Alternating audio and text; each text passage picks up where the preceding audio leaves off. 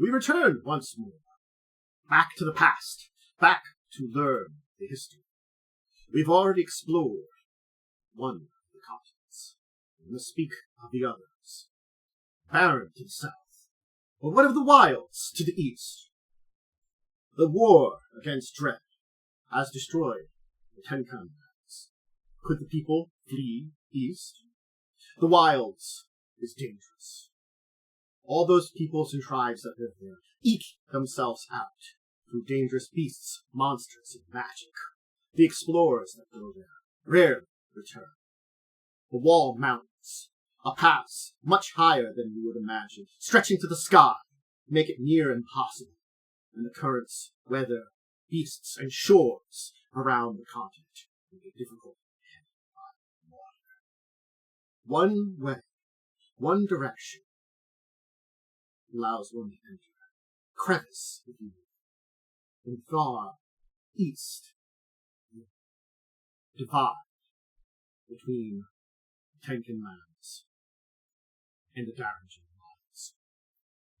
Those few that have traveled there speak of ancient ruins, monsters more massive than you can imagine, danger around every corner, environments where the weather changes suddenly. No one has colonized it, and is a land much larger than your own. So, save for perhaps one of the few people that have left those lands and come to settle our own, Kobo, and those that have come have described running from danger. So,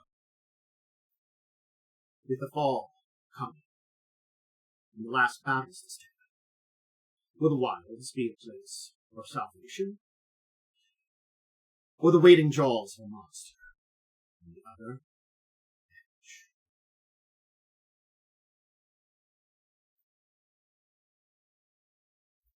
Greetings, everybody, and welcome to Fall of Avanswell. A little bit more on the backstory of the world, which I kind of do. The backstory of the characters, backstory of the world. Let's do as we're starting the adventure today. So I'm once again joined by my eclectic cast of characters as we are about to continue the adventures underneath the mysterious caverns of the small village of Creston, which they have been quite underneath the small village right now. Well, yeah, you technically went north outside of there, but into these strange caverns and mazes and tunnels and such like that. So we'll see how it goes. We're under the woods. Why don't we do our... Everybody kind of roll a d20. We'll figure out an order, and we'll have people go in order for introducing yourselves. And I'll actually throw out the question for this week, so you can, after give yourself an introduction to yourself, your character, you can describe what your answer to the question is. So the order will be Eskret, Ixbanor, Talas, Umbrin. So this week's question is, if you had one art or fine art that you would love to become an expert in, given a chance, what would it be? Just something that, you're going into being adventuring, you have that opportunity to learn about an art. It's something that you have, a little bit of passion. So we'll start with Tim/Eskret, give your introduction, etc. There's some questions, if you could. Hi, Tiv, play Eskret. I don't really exist anywhere, so you don't have to worry about that part. For the art/fine art, me in real life, I just want to do blacksmithing. That's all I want. Eskret, he wants to sit on a palisade and look out onto his lands and paint the landscape. Ooh. So he wants to kind of have that perfect spot that's been within his lands that he now is secure. You can just paint it, and, show off the might of it. That sounds good. Yeah. What? Wyrm. Yes, I am Diamond Wyrm, and I play Ixbanor, the ferret, the awakened animal ferret sorcerer. If I had one fine art that I could learn. I'd love to play the banjo. That's what out here in Appalachia. That is a fine art. It says art or fine art. You can make a banjo sound really good. Gonna be honest. Mm-hmm. I left it open for some interpretation of art, fine art. So banjo is perfectly acceptable. Maybe it's like Ixbanor heard some playing banjo at some point in time. It's like things about it. I was like, I would love to learn how to do that. That's so awesome. Just have an opportunity. Yeah, I mean, the issue is they're all just too big for me. Yes, you need find a specially made banjo.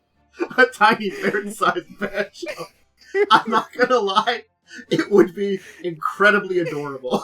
There would be something about that. It's like, oh, banjo. Alright. Very good, very good.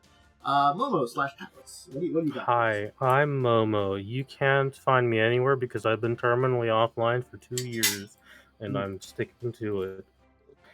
I mean, I hope so, if it's terminal. I refuse to use social media. But as for... I play Talas. He's old. He's an old man. And if you look at his ethnicity and nationality, it says a lot about him. It might come up, it might not, so we'll keep it a secret. You might see it. Just keep an eye out. As for fine arts that this man would like to know, I think he would figure himself a poet, perhaps of some kind. Great tales of the battles he's seen and his people have fought. Yeah. Very nice, very nice. Well, that leaves us with Yosef/Umbrin. Hello, I am Joe. I am playing Umbrin Wisespark. And if Umbrin had a choice, he would also do painting, because he likes to play with light and shadow. Goddamn goth. Oh, so you have another one? Well, but you like to play. You like to play with shadow, but what? My other one is fire-based, so light I and know. shadow. You'd fit right into Hot Topic. Every time Umbrin says every time Umbrin talks about this, I'm like, you just really are a medieval goth. Doesn't know if Hot Topic still exists or not. I even have the pale palette. I just go imagine. outside, touch some grass. I just imagine. My people come from the Shadowlands. We don't tan. Go get some sun. I just imagine that Fetchling's settled Hot Topic. Welcome, new citizen of the Empire. Oh God. Anyway, so yeah. The old hottest topic. Anyway, your host, GM here. Dracovin. So, if you missed last week, it was a very interesting one, as it first started out with everybody going to dinner with a very interesting man, good old Gregor, and his family, where you met his wife and daughter. Who I realized I completely forgot to ask some questions. It's fine. You met his wife Elise and daughter Grace. Elise was very interesting, very friendly, likes cooking. Grace straddled that line between just a young child and maybe psychotic in a lot of their actions. So, had dolls like murdering each other and then burying the body. Stuff like that. The twins from, Hotel, Shining? The Shining, yeah. She's like that creepy child, just a little bit. I mean, it's fine. She has nobody to play with in this long village in the middle of nowhere. It's fine. She's well developed. Don't worry about it. Anyway, after having a very nice dinner, and having none of your suspicions be abated about anything that's going on, you decided to go explore more of the underground, in which you chose to go north. And that's where we entered into our exploration phase kind of thing, which I'm going to tell you. I told the people before we start here, but I'll tell you people here at home that I redid my format for it to a degree. So we're going to be doing it a little different. So, okay, let's talk about that format for how we're going to continue exploring here, just to get. So, I'm going to have everybody roll a d8. And then we're going to figure out what are the various challenges that you're going to approach for this turn. We're going to go in rounds. I will need an initiative for everybody, and Eskret, that 7 will be kept. That's perfectly fine. But I also need like a initiative roll from everybody, which I don't know if you can do without just make it a perception roll. You can't. Yeah, you can't. I mean, yeah, you can't do initiative without the combat tracker, but you can just do a perception roll. So yeah, perception can function just the same.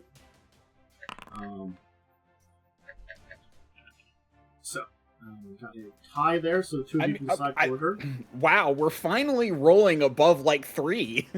Yeah. So Don't get used to it. Perception from. Eskret. Yeah, I'm clicking perception. Oh, initiative perception. It's labeled the same. Okay. Yeah. Well, yeah, there's the perception area, and then there's the initiative area. So, and for this round, we have a... I did that the other day. A 7, a 4, and a 3. We have no repeats, so that's good, because I talk about the repeats, and I need a roll from... Umbrin. No, not Umbrin. The Ixbanor. Ixbanor, I need a D8 from you. Okay,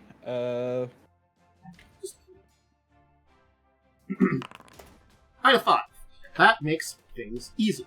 So, how it will work is, on your turn, you get one action. I'll describe these actions, and you get that action for free. And then you approach one of these challenges. I will let you know the 4 challenges, and you as a group, because it's all the same round, get to choose which one of you faces that challenge. Alright? Cool. Success in the challenge results in you getting farther along to... you get a reward for the success. Failure increases the chance of something bad happening. And at the end of the round, if you have more successes than failures, or at least equal, then you have completed that round. You need to complete, in this challenge here, 5 of these passing rounds. So that means you have to get a 50% on 5 rounds. We've given you 1. So you only need 4 more successful rounds right now. Okay? Cool. Alright. So, the dangers you're approaching right now are the following. So 3, 4, 5, 7. So 3 is there will be a natural hazard. 4 is a mysterious NPC. 5 is a barrier to overcome. And 7 is a blocked passage. Each of these will have a different DC. You do not know the DCs ahead of time, but they're situated around 18. That'll be the average. Some of them are a little higher, some of them are a little low, basically. So I'll put that into chat here. I was gonna say block passage, mysterious person. So the thing about these is you can choose how to approach these. A barrier to come and a blocked passage. Like, these are meant to be a little bit more open-ended because you can come up with whatever kind of appropriate dice roll you want to overcome these things, and we will work off of it. Basically, you present what you want to do for the challenge, and you get to roll it as long as it feels appropriate to it. We'll come up with a little like how it works thing. It's meant to be a little more flexible for you folks there. So, cool. Alright, but so you get to split that up and choose who takes what. The actions you can take are 1 of 6. And I'll tell you what they are.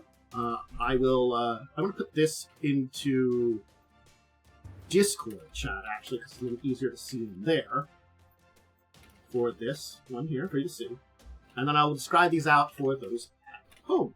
So, there's Help Another, which you can grant another player a D4 on your next challenge. The only one you have to roll with is Keep a Lookout, which you make a perception check, and if you succeed, you can have 1 reroll that you can give to yourself or another player before your next turn on a challenge.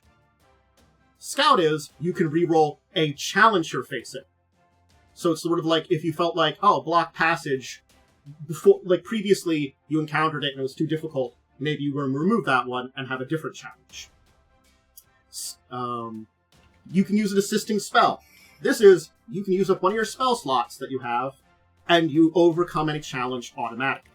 Keep Up Morale will grant the rest of the team +1 to challenge rolls until their next turn, and Protect the Team is, you can choose one challenge and remove the critical and failure from it, making it only have success or crit success. If you don't get it, doesn't matter.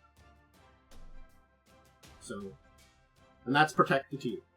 So, you get to choose one action, and then which challenge you're going to pick. And you can talk to each other about the challenge. So we will start, of course, with Joe. Is there a particular action that screams your fancy here on this list? Keep a lookout, because I think I had the best perception in the party. Again, this is the only one that you have a chance of not doing successfully, because it does give a really big bonus. So you'd have to make a perception check. Yeah, I think I could do that. I just have to roll an 8 or higher, so let's see. That's, not bad odds to get a reroll that you can use at any time. There you go. So you've now earned a reroll for the rest of this turn, until your next turn. So you can use it on your challenge, or if you want to save it, you can give it to someone else. But they do have to take whatever they rerolled into. Alright, so, which of these challenges would you like to do? You can take on a natural hazard, encounter a mysterious NPC, there's a barrier, some kind of probably thing that's blocking the way partially, or a passageway that's sealed off. You somehow have to go through it. I'm leaning towards natural hazard. What are other people wanting to do, just so we can... I have a... Underground music. Funny enough, I don't know what barrier to overcome specifically is. However, I describe barrier more like small cliffs, like a ravine to go around, things like that. While block passage might be like a rock partially in the way, a cavern collapsed, maybe like roots in the way that seem to be blocking passage, things like that. Yeah. Block passage, I actually think I could do with potentially acrobatics. Although he might, I don't know if he's allowing us to like choose the skill, or is it more like a... You can choose the skill. The DC doesn't change for the thing. You can choose the skill. Though I will say, if you choose something really crazy, I might make it more difficult. Yep. I was thinking acrobatics for block passage to squeeze through, but and then that might work for you. That you might be able to squeeze through and then find a little way, an easier way for everybody else to get on the other side, or just find a way to remove the bear or the from the other side, or something. Yeah. Mm-hmm. That was what I was thinking. Okay. But barrier could be, yeah, I don't know. Yeah, I mean, natural hazard, I have nature, I also have perception, so you had to see a way around, or I could also send Shadow out to scout to see if there's a safe way around the natural hazard. Yeah, you could, that way, any of those would work. It would just be what you feel like would be, probably in this case, your best check that feels appropriate. Yeah. I'm up for either the natural hazard or the mysterious NPC. Why is there a dude here? I mean, I feel like suspicious. The NPC usually would be some kind of a more intelligent creature. It doesn't necessarily have to be an actual dude. It could be something like a fae or some kind of creature that lives down here that would not necessarily be hostile. No, I like the idea that it's just a guy who's down here. Could be just a guy too. It's just Todd. Just a fucking playing a Bethesda game. It's just a dude down here selling drugs. He opens the trench coat. Honestly, I like my headcanon where it's literally just a guy who's just totally normal. Hi! I'm Todd! That's Todd. He's the cave dweller. I'm not as disfigured as the one above.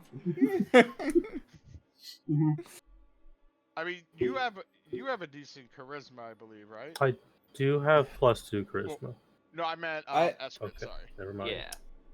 Yeah, I also have good charisma, but I'm also just, so... Because I'm thinking, like... Okay, if you're thinking block passage Wyrm, I'm thinking that since you also Funny enough, my charisma is actually better than my athletics or acrobatics. I'm or thinking my, since you actually diplomacy. have strength too, Talas, that could be an option to get past the barrier to overcome. I am very buff. Alright, so it sounds like you kind of have an idea what people want to do. So, Umbrin, I guess if you're going to face on the natural hazard, you can roll... Which check are you going to use to face this natural hazard? That's a move. Are we getting any description of what it actually is, or just a natural hazard? Tell me what ability you're going to use, and I will come up with a description for what you're facing. Okay. Oh, Basically, the is what reason it I is. was asking to see, like, okay, what might be most appropriate here? It's kind of like I will come up with a description that's appropriate to what you want to use, because it's kind of like this is a little bit more open-ended, a little bit more fun, that you can kind of figure out what kind of best things you have, and maybe mix and match some little abilities too. So, what do you want to roll? Well, actually, you know what? I'm trying to remember how that just... Give me 1 second. I'm trying to think something here. You can check something. Okay. Sensory information from your own body, but you can... Okay, so yeah, so I used his, but then I could get different angles of it. I'm just debating, like, my perception's a 10, my shadows is a 6. I have to share senses though, but I would be using his instead. But I'm like, but I could see from a lot of different angles. So would it make more sense to? You know what? I think it makes more sense to send him out. Okay. Even though it's not as great of a roll. Okay. So you're sending Shadow to get kind of like a aerial view. We'll say there's some like strange roots that have like moved in here and have like these weird thorns coming out of them. Thorns in the roots. These are very unusual. Seemingly like a strange, maybe mist magical plant that has come in here. And you're having Shadow see if you can scout out a way through them. So if you want to roll your perception for Shadow, let's see what you get here. Alright, so this is currently a failure. Now the question is, do you want to re-roll this, or do you want to keep the failure for now? I'm going to use the re-roll. Okay. Because again, failure doesn't mean the end. I know. Right now. But come on, let's see if we can... But you will roll a 26, and this will be critical success. A critical success. So, there. Here's what a critical success earns you, which is really great. You now have the option for this turn to change a failure into a success. Ooh, nice. You also, when we get roll rewards at the end of the round, you get higher reward from a critical success. So it's kind of like double reward. So we'll figure that out at the end of the round. But well, you now have a good choice. Yes. So we go to our next initiative, which is, of course, Eskret. Eskret, what kind of action do you want to take for this turn?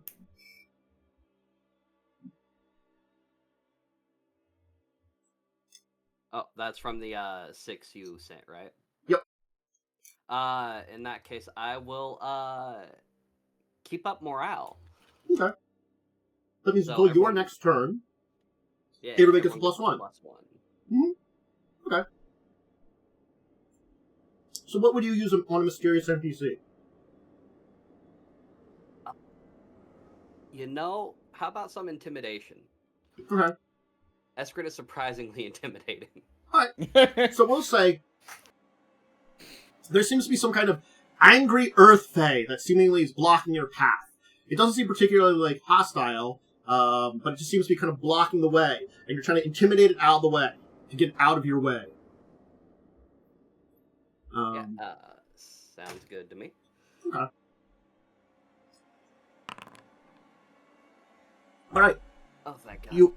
You approach the earth fae and kind of like, give it some growls, some like, harsh words, and then it kind of like sneers back a little bit, and then like says like, I don't want any trouble. It kind of gets out of your way. So you have overcome angry earth fae. That was not the voice I was expecting. That is exactly the voice I was expecting. He's earth fae, so he's like he's a digging fae, so he's like, I'm gruff. Dude just got off his shift at work and he smoked 12 packs of cigarettes. Definitely. Only 12 weeks. So now we have Ixbanor and Talas. The two of you do have the option of choosing the order because you did tie on the initiative. So I will allow you every turn to basically select order. Or if you want to, you can select order once and have it who goes first, who goes second. That's probably easier. So, which one of you wants to go next? I can have the ferret go because I don't remember what all the options were. Okay. So I'm gonna do the blocked passage one. Okay, but what's your action to take? Acrobatics. I'm gonna try and squeeze through. Well, what I mean is, what action... Oh, right.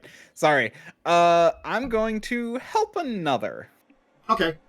So, you're granting another player a D4 on their next challenge. Is there a particular player you want to give that to? I'll give it to Talas, sure. So, Talas, you have a D4 plus 1 right now. Alright. Neat. Awesome. So. Okay. And so you're gonna... You found, like, this area where there seems to have been, like, a large boulder's kind of fallen in the way. It would be kind of take a hard to move out of the way. But you can see you can kind of squeeze around it. And in doing so, maybe you'll discover a way to kind of roll it out of the way. Kind of into where you're at. So, go ahead and make that, acrobatics check to squeeze your way through the passage.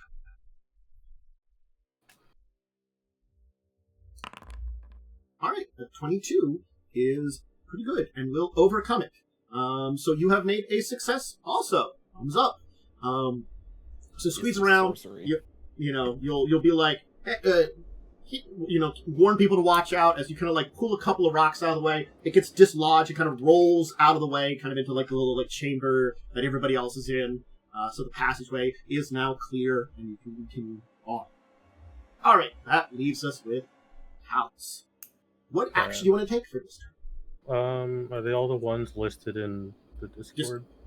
Those 6 actions are the ones in Discord. You can choose one. Which of these would be helpful right now? We don't have a thing to we don't have any fails, I think, right? No, there currently isn't any failures. Like, the thing is, your challenge could have a failure to it, but since it's the only one that hasn't rolled, so you can protect yourself, but you can also do, like... I don't have spells, so I can't do that one. Yeah. I guess I'll protect the team, aka me. Yes. So, your challenge, which is a barrier to overcome, now has no failure or crit failure state. Doesn't mean you can't necessarily not pass it. Yeah. Okay. And you get a +1 circumstance to it, and you get to roll a d4 then afterwards and add it to it. Okay. So, what do you want to use with this? Well, what kind of thing is it? Like what's the obstacle? Like, it depends on what you're trying to use for it. Like, well, I'm big and buff. So I guess you're trying to like use maybe some athletics. Yeah, I'll use my athletics. So we can say that like it's some like a very difficult series of like little cliff kind of things. You're gonna climb up and like forge an area, then you throw down a rope for some people to climb up on, make it easier, kind of something like that. It's a +1. What kind of bonus? Circumstance. Yeah. Mm-hmm. And then you also I add to add that in. Yeah. Okay. Oh yeah. I'm gonna. Okay, everything should be good. Okay. And then I have a. I have a D4. You do have a D4. I'll roll that too. Why not? Okay. So, a very successful round at Daz will also manage to overcome the barrier. You'll forge a path ahead, kind of throw down some ways, and make it so that your team can follow. So, here's the thing. You guys have killed it this round. So yeah, we rolled very well. You have managed to get 2 passes this round. So we're up to 3 out of 5 right now. You killed it. You were forging your way through this maze very well. Now, all of you can roll a d4 and figure out a bonus that you get as part of this. Basically for having success. And which, of course, our good friend... not Shadow. Umbrin gets the extra bonus. But is that the 3 and a bunch of 1s? Okay, yeah, great. 1, 1, 1. Yeah. So a 2... No, the 3... Sorry, the 3 was for the other... Yeah, so everybody gets 1. One, all right. 2. So, three of you will say you managed to find 3 seemingly magical berries from a special kind of plant that you realize if you ingest them, not only may they heal you, they may be able to refresh your magical abilities. In this case, basically, those of you that rolled a 1 can either regain a used spell slot. I can't. Is that what it's still called? Are they called something else? Yep. In 2? Okay, just making sure. Yep. Or regain a hit dice worth of hit points. I will do a hit die because I'm at 22. Talas, you're gonna find a little bit of treasure. Wait. You're gonna find some Oh, signs hell of yeah. old. You're gonna find an old bag. That seems to have some Bag. things in it. Yes. Let me see. Roll me a D10. That'll be how much silver you will find in the bag. Plus, okay, so 10 silver. Ooh, good roll. Now I have to get to.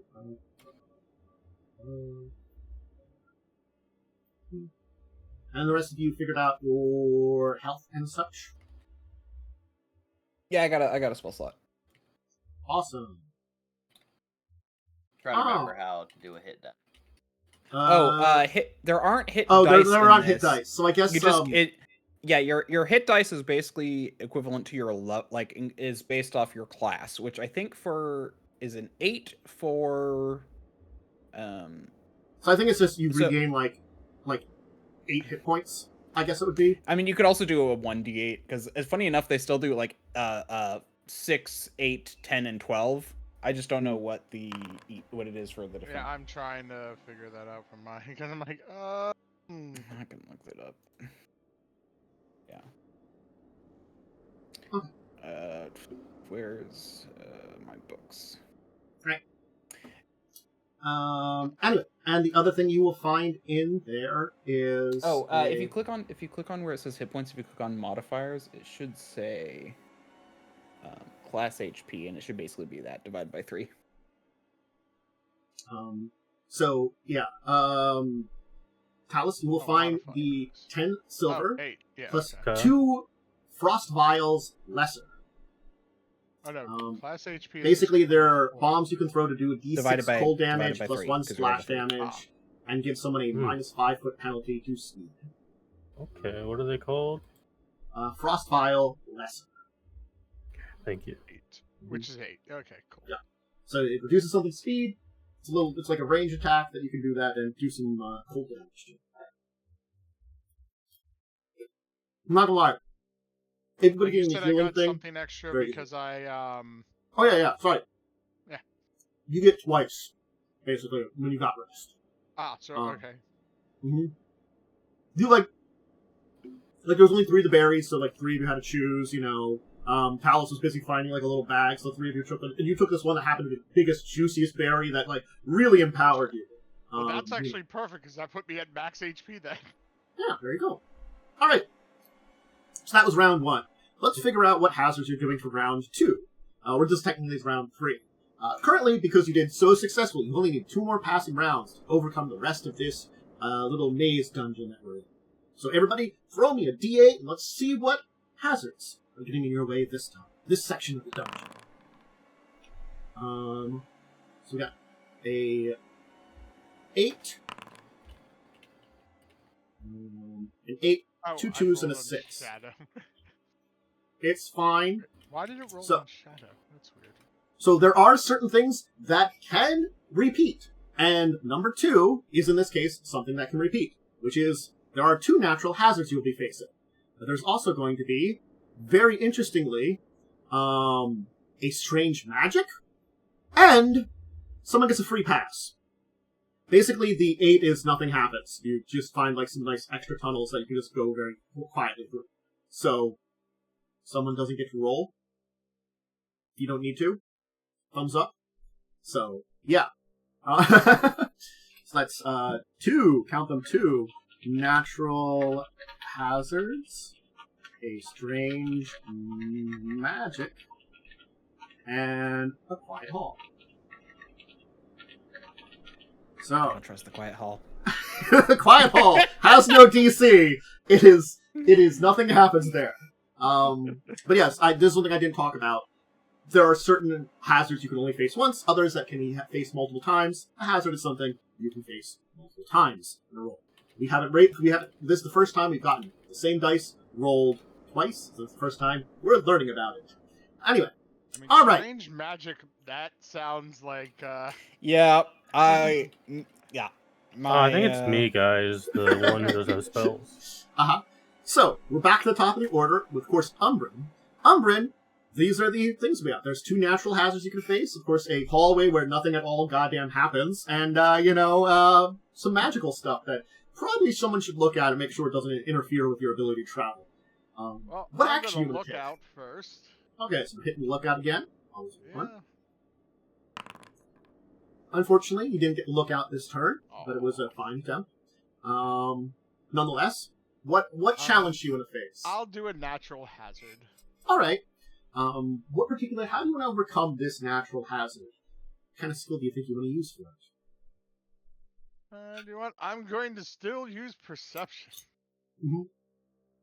Are you going to use your own perception this time? Yeah, I'm going to use my own this time. So you find some kind of like strange stone structures that seem sharp and fragile. You take a good look at them and see like, there must be some way of kind of like avoiding these, because it looks like they might break and stab into you if you're not very careful. Roll me perception. See how well you do. Come on, baby. All right, so you will pass.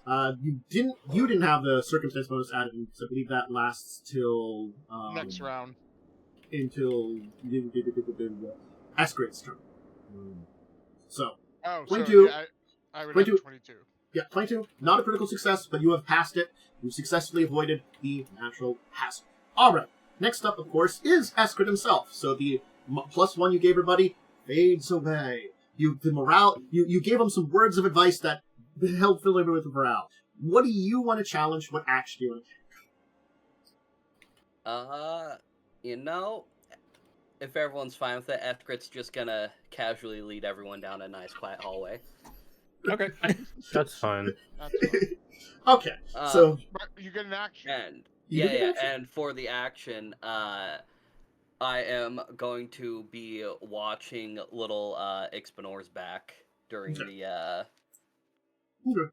So you're going to give some help to strange Ixbanor? magic. Yeah, about strange no, magic? protect the team.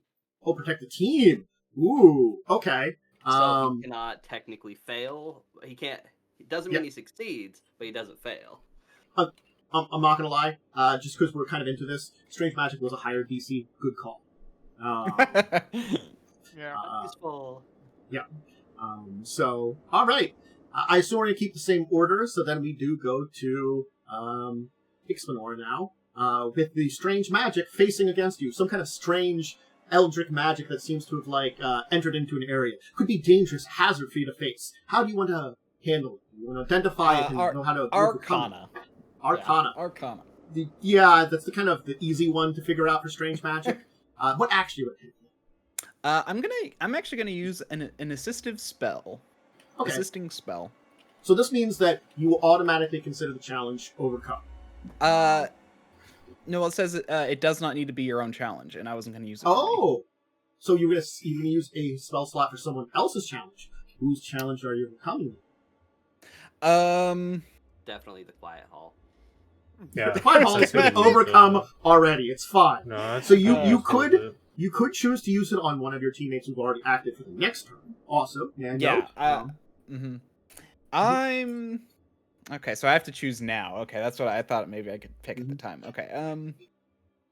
really the one you get to roll for is the only one you kind of get to save and figure out what to use it for.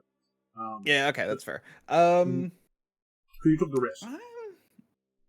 I'm gonna use it for Umbrin next time. Okay. So Umbrin, you get some magical boost in the form of I don't know what spell's being cast, but totally is helping you out with whatever hell you're doing, and you basically will succeed on your challenge that you get to choose. Woohoo! Okay. All right. Okay. Roll for your strange magic. Roll your Arcana. Ooh, okay. 23. Pretty good. So you will pass this one also. You Yay. managed to figure out what kind of strange magic it is. You know that it's kind of like this strange eldritch spot that's some kind of leftover when a magical creature, like certain types of magical creatures die. It's like in a way, it's almost like a little bit of like a miniature curse that lasts for a while. And you figure out, okay, if we just avoid it, kind of go around over here, we should be fine. I'll just, make sure to study the magic and watch it so nothing kind of hits out on us. Just kind of avoid the strange magical spot left over. Alright, we come to Talas. Talas, what action you want to take? And we have remaining for you, of course, a natural hazard. I'll do like a keep up morale, I guess. Alright. That'll carry over to the next round, right? It will. Or maybe next round, cool. It lasts for all your other players until your next round. So everybody else gets a +1. How are you overcoming this hazard then that you are facing? Well, I do have this +10 athletics, but I already did that. I mean, you could always do it again. It's fine. But, if you want to do a little bit of variety, I'm also okay with that. Either way. I mean, I have survival. I Survival also have religion. I don't know if that'll help. That one is one that I feel like probably would be a little bit more harder I'll just to be buff again. That's what I feel like survival would work for a natural hazard, because the whole point of But again, it's really up to you if you want to. I'll be a buff guy. Okay. Alright. So go ahead and roll your... Punch that natural hazard. I'm gonna punch it like Chris Redfield in Resident Evil 5. Alright, so you will face let's say there's this little chasm that's in the way, and you're gonna kind of use your athletics to knock over a partially broken stalagmite to kind of have it fall across so everybody can cross over and be safely. So you Chris Redfield definitely punched a piece of rock into the... You punched the boulder until it fell down and blocked a big passage. You're goddamn right I did. Alright. So this is another successful round. You haven't exceeded the number of successes that was your maximum, so you don't get 2 passes. You do get 1. Congratulations. You have passed another round. You have 1 more pass before you emerge from this area. So, I will need a final round of, theoretically, D8s. If you're as successful as you can go. You have 5. Woo! Quiet always. Alright, so... Quiet always! Here's the thing. Quiet Holler is only singular. So here's how we work on this one. When we have a repeat, rather than re-roll it, we basically subtract 1 to one of those, so it becomes a 7. Just because for singulars, you either plus or minus a 1 to the nearest repeatable or open challenge. But there is another quiet hallway. Yes. So we have a maze of tunnels. Maze of tunnels. A barrier to overcome. I can spell over correctly. A blocked passage. And of course, quiet hall. Alright, so that's what we got now for this round. So, carryovers that we have from last round are, of course, everybody but Talas is getting a +1 to their rolls. And of course, Umbrin, you don't have to roll whatever you choose. You're overcoming it with the help of Ixbanor's magic. Thumbs up. I think if everyone's cool, the maze of tunnels. Yeah, sounds like a pretty good idea. Honestly, and that actually fits, because I could just okay, pocket library here's some information about mazes. No, It's guys. okay, and I send I would send Shadow in and make sure that works, and if it does, hey, Right, yeah, great. right, but hear me out. You could do the quiet hall. That would be pointless. But you've overcome it. You've overcome it with great magic. Yeah. It's like, there seems to be some rocks over here, and you just see Ixbanor blast the rocks and then blow up with fire and magic, and stuff. You're like, those rocks won't be harming us. But I will do the perception to try to look out again. Okay. Go ahead and do that, and I did forget something from our last round, so we can do that. Alright, so unfortunately... D4s. I forgot the Oh, D4. the D4s, yeah. So unfortunately, you will not reach your perception. It's DC 18.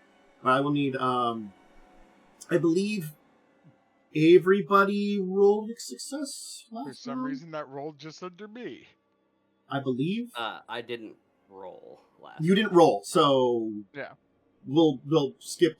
Again, whoever takes a quiet hallway doesn't get a bonus because you didn't roll. You know, it's kind of another one of those things. You don't have to roll, but you don't get a bonus. You know, it's a trade-off.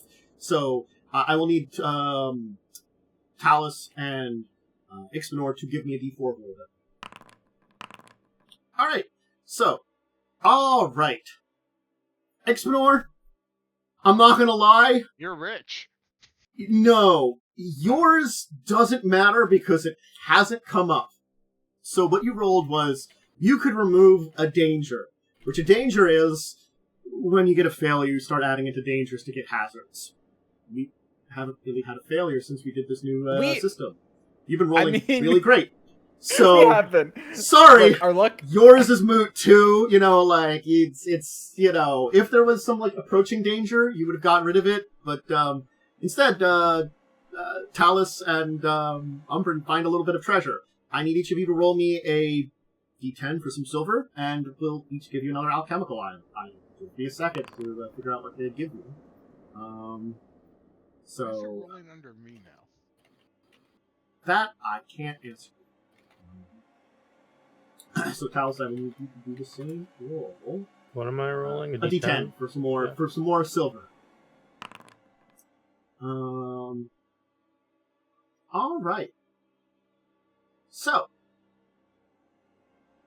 one of you, you get to choose who gets what. I'll say in this one, but I'll tell you the two things. One of you will find a lesser elixir of dark vision.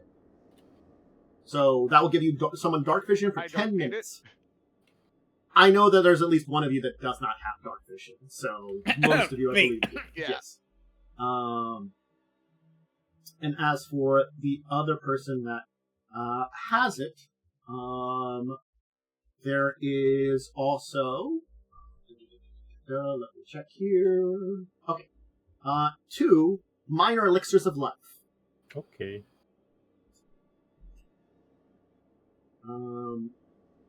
Which you regain a bit of hit points. In this case, it would be a D6, and for 10 minutes have bonuses against poison and disease. So simple little healing thing you can pop down. Yeah. Are you guys adding this? Are you guys adding the golden stuff to your sheet? I was going to.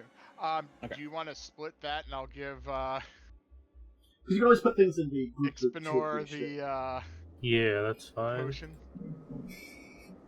Okay. I'll pick Elixir it of up. life. Let's I'll see. pick it. Minor And elixir. then Umbrin has succeeded in these tunnels. So we've overcome that one. How much- wait, Ignore, how much, ignore this. It's just the easiest way for me to give myself one. Okay. How much I just crafted it technically. silver did we get? You didn't say that. You told us what The potion D10 was. told you how many. So you found okay. 4. Okay, that's Talas what I found wasn't 5. sure of. Yeah. That's what I was like, huh? One of you found a small nest of a creature, and the other one found, like, it looked like a chest that was kind of buried in some dirt from a long time ago, with the potion still, the alchemical potion having been sealed away and still retaining its magical abilities. One of them, probably some kind of creature, drug, some loot there, looks like small-sized creature, so, bigger than your ferret. But not so big as one of you.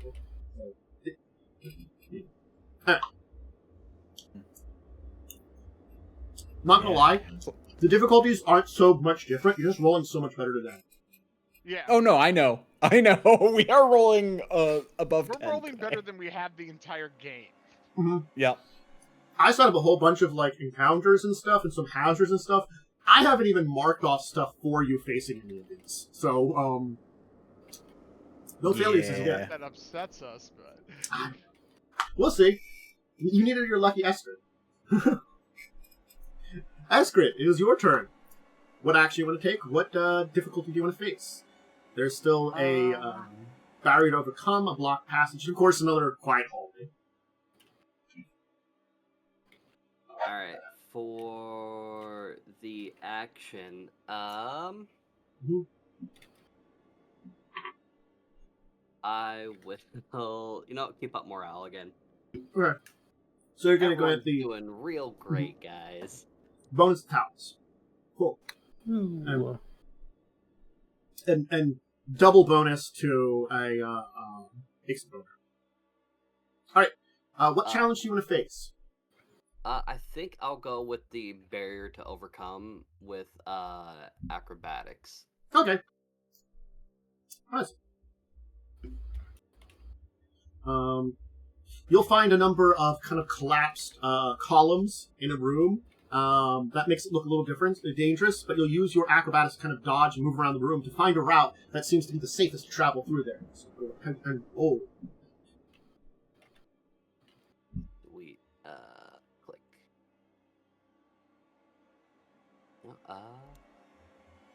Almost forgot the circumstance.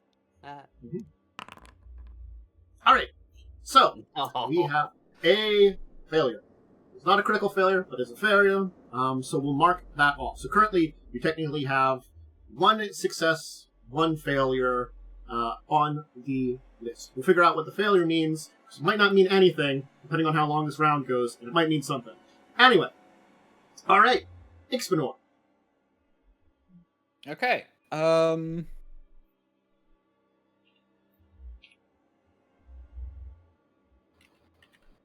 You know what?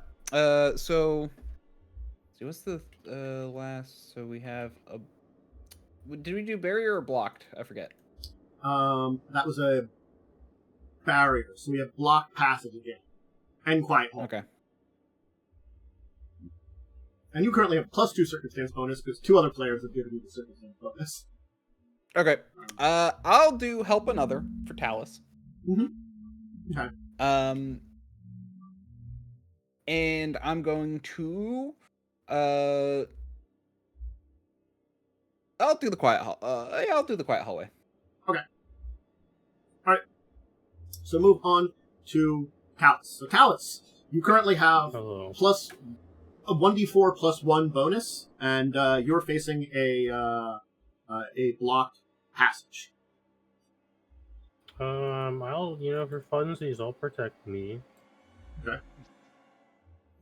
For a moment, I thought we were going to just end with walking down a quiet hallway. No. Almost. Mm-hmm. How do I want to overcome this thing? Mm-hmm. It's a block passage, right? Yep.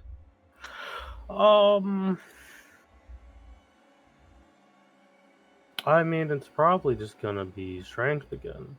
Athletics. Okay. My buff. All right. Old man body.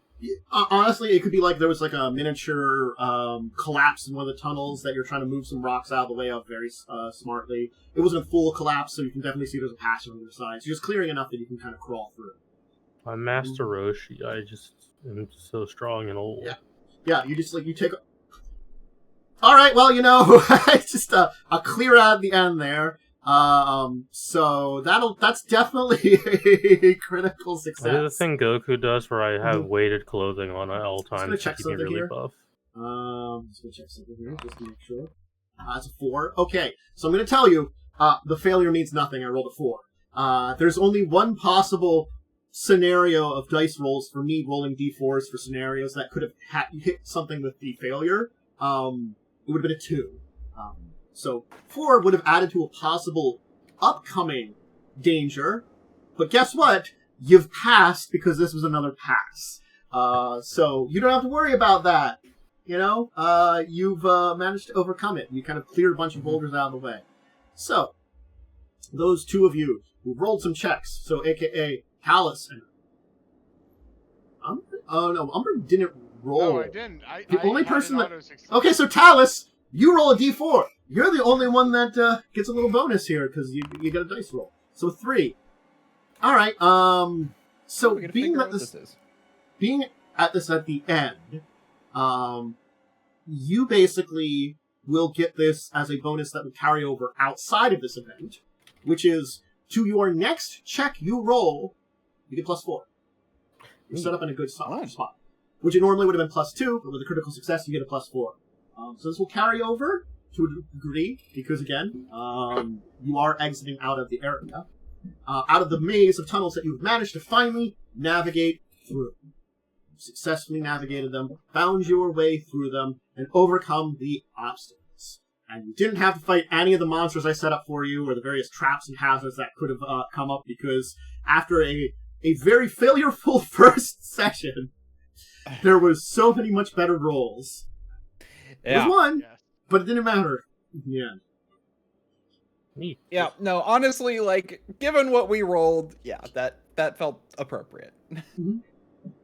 Our luck finally shifted. Mm-hmm. Yeah, I mean, we've been rolling sub 10 for the last 2 games. Look, certain things were difficulty 16, some of them were difficulty 18, and 2 of them were difficulty 20. So...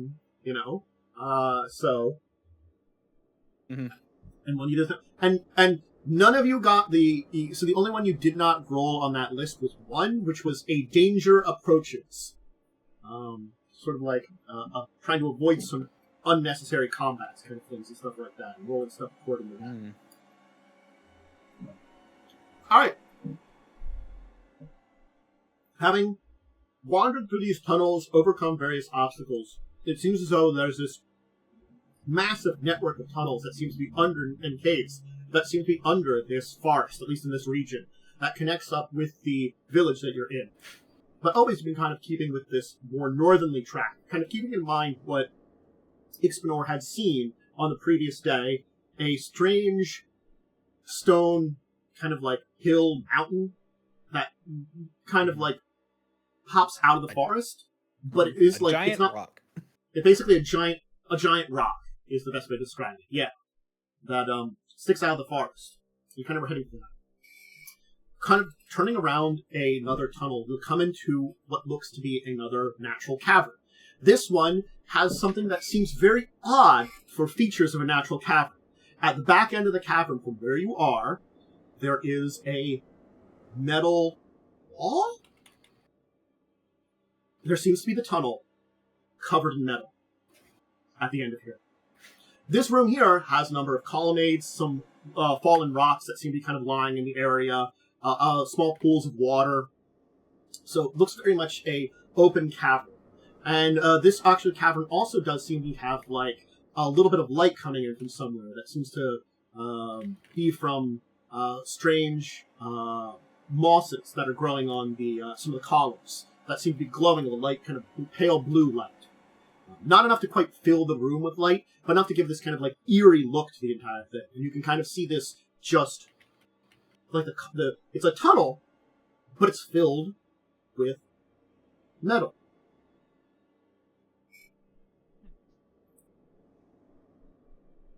That's weird.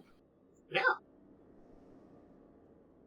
Doesn't seem natural, I'll put it that way. Poke the metal with my walking stick. Right. You kind of poke into it. It seems to be solid and metallic, as far as you can tell. You're not quite sure how thick it is, how big it is, or what its use is, but it's there. I'm gonna look around and see if there's something that can be opened or something. Sure. Give me a perception check. Alright. You take a look around, and you realize that there seems to be, kind of like looking around the metal wall and the nearby area, there seems to be a small hidden area that you kind of can move a little bit of the stone out of the way and reveal. And inside there seems to be a locking mechanism and some kind of crank, you think?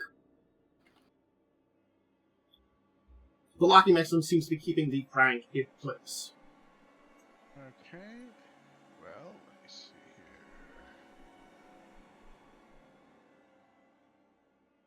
That's not what I want.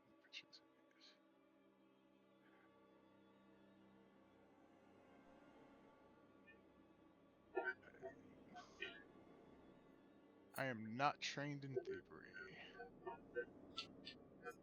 Anybody go over? Two of us are. Mm.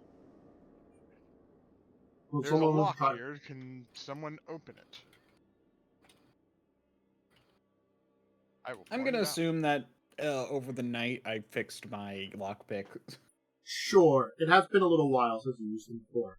I'll say Yeah, you it was do. It was like a day or two. I don't remember how long. Mm-hmm. How long have we been down here? Actually, that's a question. Honestly speaking, there may have been like a rest period in exploring this place, but probably not. It's probably just been a long day. Okay. Well, I feel like if I increased the number of passes you needed, it might have been a longer day. Mm-hmm. Well, I'm gonna try and pick the lock mechanism. Okay. Go ahead. Alright. 20. Pretty good check. You kind of play around with the locking mechanism, and you will manage to get it open.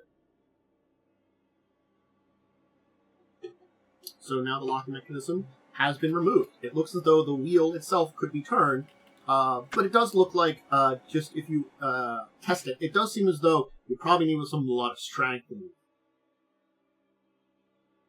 Oh, we don't have anyone in the party like that. Nah. No, I'm not buff. What are you talking about? Mm-hmm. Alright, what do you need me to do to this thing? Probably just make me an athletics to try to, like, wheel it. As much as it is a system for it, it still is, like, a system to move a giant metal, like, slab. It still is, like, tough, you know? It's like it only compensates so much for the, Okay, I had a spending plus what to the thingy? You get a I plus got 4 because you haven't made a check, yeah. Okay. Well, let me add that in. I assume it's a circumstance bonus. Circumstance bonus, indeed. Alright. Yeah, I mean, I'm not gonna lie, you get the door up. Not only do you get the door up incredibly well, you get it up smoothly. You make it that, like, you take your time, and you use this, so it makes a minimum amount of noise. There's a little bit of, like, noise of the door moving, but certainly speaking, someone would have to be really nearby to hear this thing moving up. But it does seem to be like some kind of, like, door that as you spin this entire mechanism, it goes up. And beyond here is hewn stone hallway, lit by strange torches that glow a kind of lavender, making this kind of like purplish glow in the hallways in this dark rock stone hall.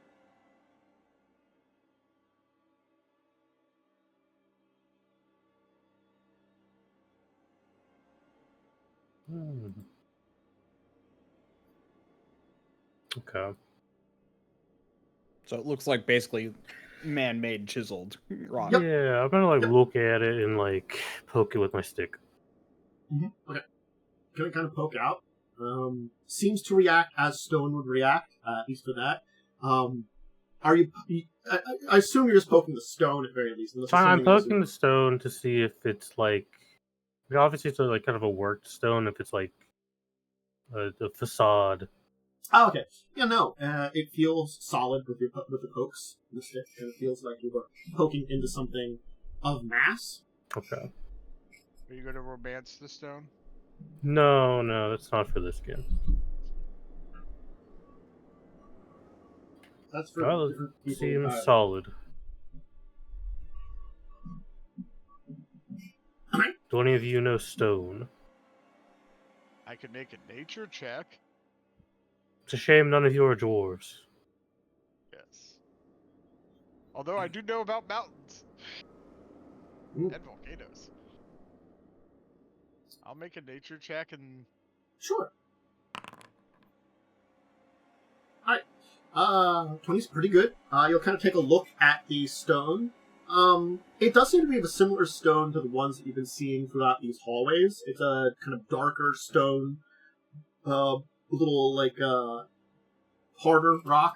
So it definitely would have taken some work and probably some time to make this. It's hard to tell. Like, nature check's not going to give you, like, how long ago this is, that kind of stuff, any kind of information like that. Like, but certainly speaking, like, I mean, seems well seems native maintained. to them, and it seems native to the area. Yes, the stone itself seems native to the area. Definitely. I mean, it's nothing odd about it.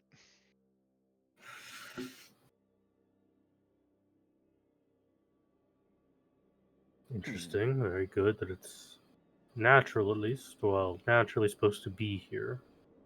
Yeah, it's not like it was carted from another part of the world here to specifically be built. Actually, I do have one other question. Would I have had time to refocus at some point? Basically, just spend 10 minutes to refocus. Sure. Okay. Just wanted to know if I could pick that up. That's perfectly fine. Alright, anything else you want to look the at? main idea is that it's supposed to be used between combat, or it's supposed to refocus Yes. between combats. So Yeah, it's supposed to be kind of akin to a short rest.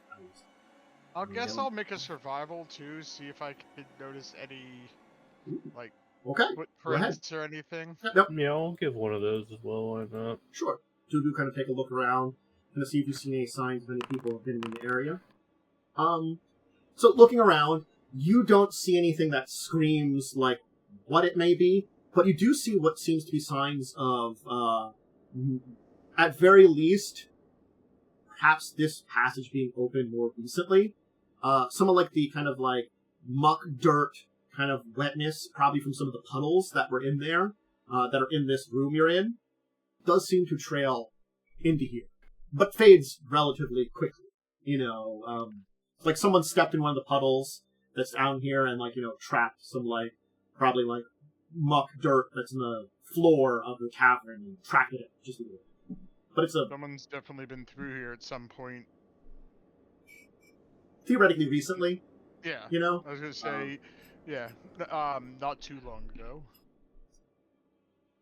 Seems medium-sized, I will tell you that. Most likely a person.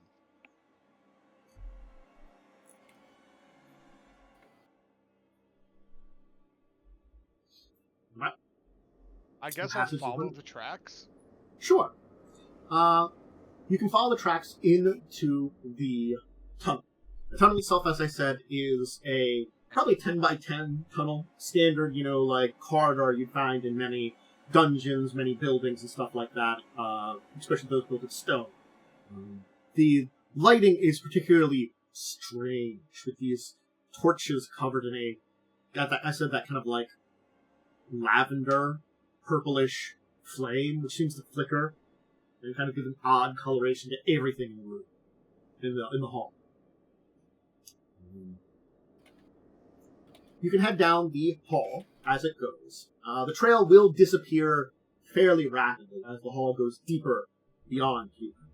And it's only about 50 feet down the tunnel where there seems to be a wooden door off to your right.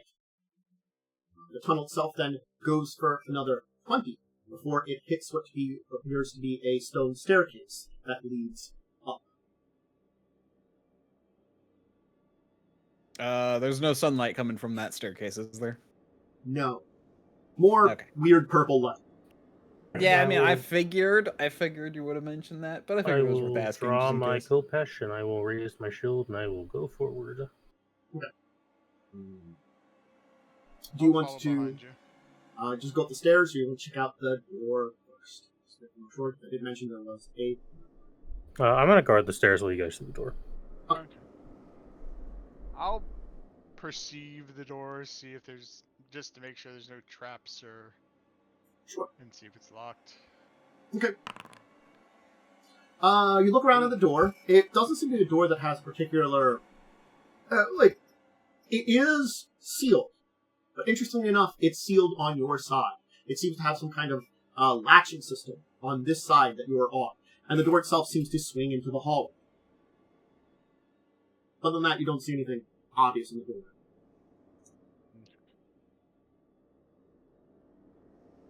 So it's not locked? Door seems to be safe. Well, I mean, yes and no. It's got like a metal latch on your side that you can kind of pull out of the way, so, it is locked, but you could unlock it fairly easily. Okay. Mm-hmm. So Dark Souls style, it does not open from this side, but our side it does open from. Yes. It would not open from the inside. My favorite in Dark Souls is when it's one of those doors that's like a bar door, like a metal bar. I'm Yes. like, can You're you like, just reach through? this time, you don't. It's on your side. You happen to get the proper side, so you don't have to reach through. Pretend like you could do that. Goddamn Dark Souls. Anyway, Classic. mhm. Well, Okay, everyone. Okay, I'm gonna cast telekinetic hand and open it while like Okay. standing around the okay. corner. You'll use your hand and kind of move it out of the way. Talas, you'll continue to kind of watch the staircase. You can see that it goes straight up for a while and then starts to curve in what looks to be more like it starts out straight and then turns into a spiral. It's kind of a very interesting idea that doesn't start as a spiral first. I'll stand to the side. Very strange architecture. Alright. Eskret, are you kind of hanging back? Or are you joining them and kind of hanging around the door? Close to the door, yeah. Okay, so the three of you are going to, as this door swings open, feel this kind of wave of pure cold come across all of you. And I mean, like, very cold.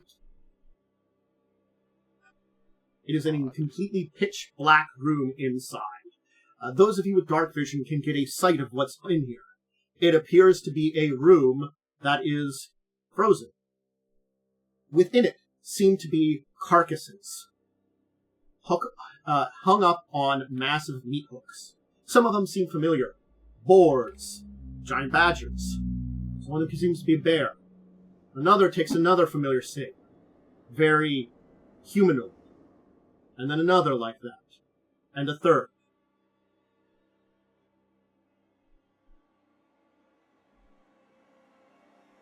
Pull out my hook. I'm gonna look at you. Is this magically cold? It's what magically cold. I pull out my hooded lantern, cast this light into it room, again. It's Look frozen. I'll actually make an occult check. I'll cast Sure. I'll cast detect magic as well. Okay. So you'll cast Detect Magic. I'll roll your occult check, Umbrin. You could maybe notice something, but Detect Magic will definitely give you something. So, kind of give you a pulse. Unfortunately, Umbrin, you're not as familiar with, like, spells or stuff that would probably create magical cold. That tends to be kind of more Arcana, a lot of ways, because of all the elementalism and kind of hits that stuff a lot of times. Not that occultism doesn't have that as much, but you just happen not to be familiar as much with cold-based spells. On the other hand, though, Ixbanor, as you're kind of detecting it, you do indeed detect that this room seems to be emanating a magical aura. Let me see here. So it doesn't provide any information beyond the presence or absence of magic. It's magical. Yes. Yep. So you don't get a lot of extra information. This is cantrip. Oh, so you'd be... Yeah, it's a cantrip. It's a second level cantrip right now. I'm count as level 2 for cantrips.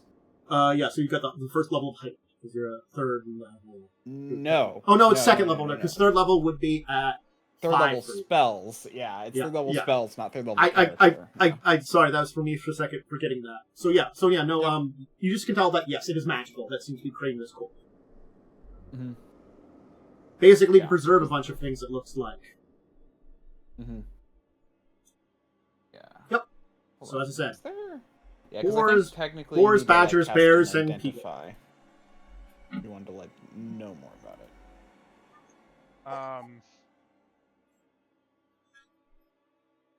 Does it? I'll put my hand through the doorway. How does it seem like it's we could be in there for a little bit without an issue? Yeah, it's a freezer. It's a magic freezer. Okay. You know, I'm just gonna put it that way, just to give you an idea of how cold it is. My guy would be cautious. Yeah, it's not a bad idea to be cautious. You can kind of feel your hand in there, and I best describe it as magical walk-in freezer. Gotcha.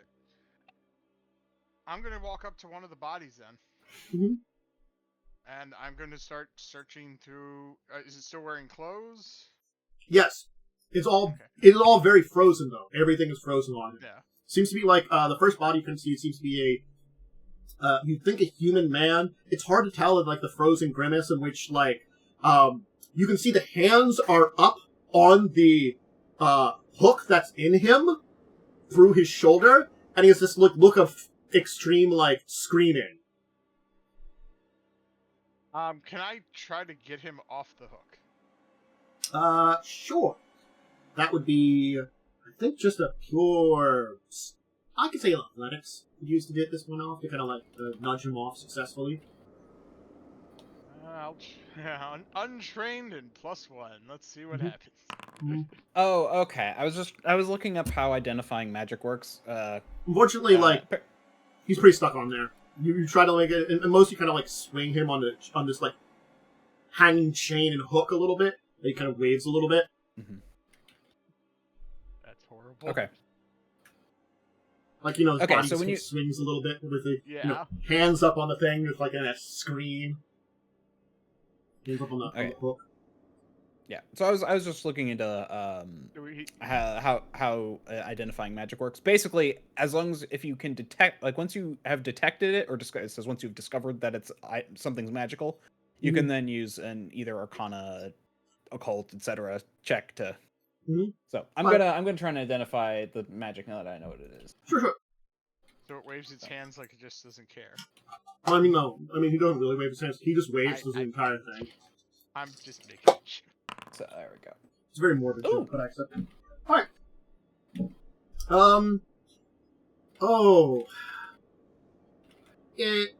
I don't have a really exact spell, per se, but this entire room does seem to be enchanted to create a frozen area. Yeah. It says you get a sense of what it does and learn any means of activating it. For a success. You feel as like though the entire thing probably is linked to a magical controller or something like that. That was probably removed from the room. Oh. Yeah. Okay. So it doesn't have a source anymore. That's interesting. Yeah, it's sort of like it's a magic item that has another part to it. Like sometimes you have like. For, like, constructs, you might have another item to control it. In this case, someone created a magical controller for this thing particularly. Which is very odd, though, normally, because normally you leave it in a room like this. So, yeah. Why?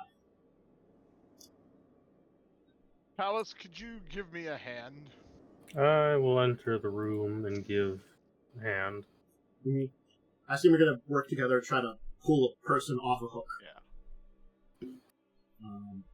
Okay. One of you can roll. I'm not an athletic person. Yeah. One of you can roll athletics. I don't remember the rules for assisting checks. Is it just give a +1, or is there more? It is. Hold on. It's like the aid action. Yeah, aid.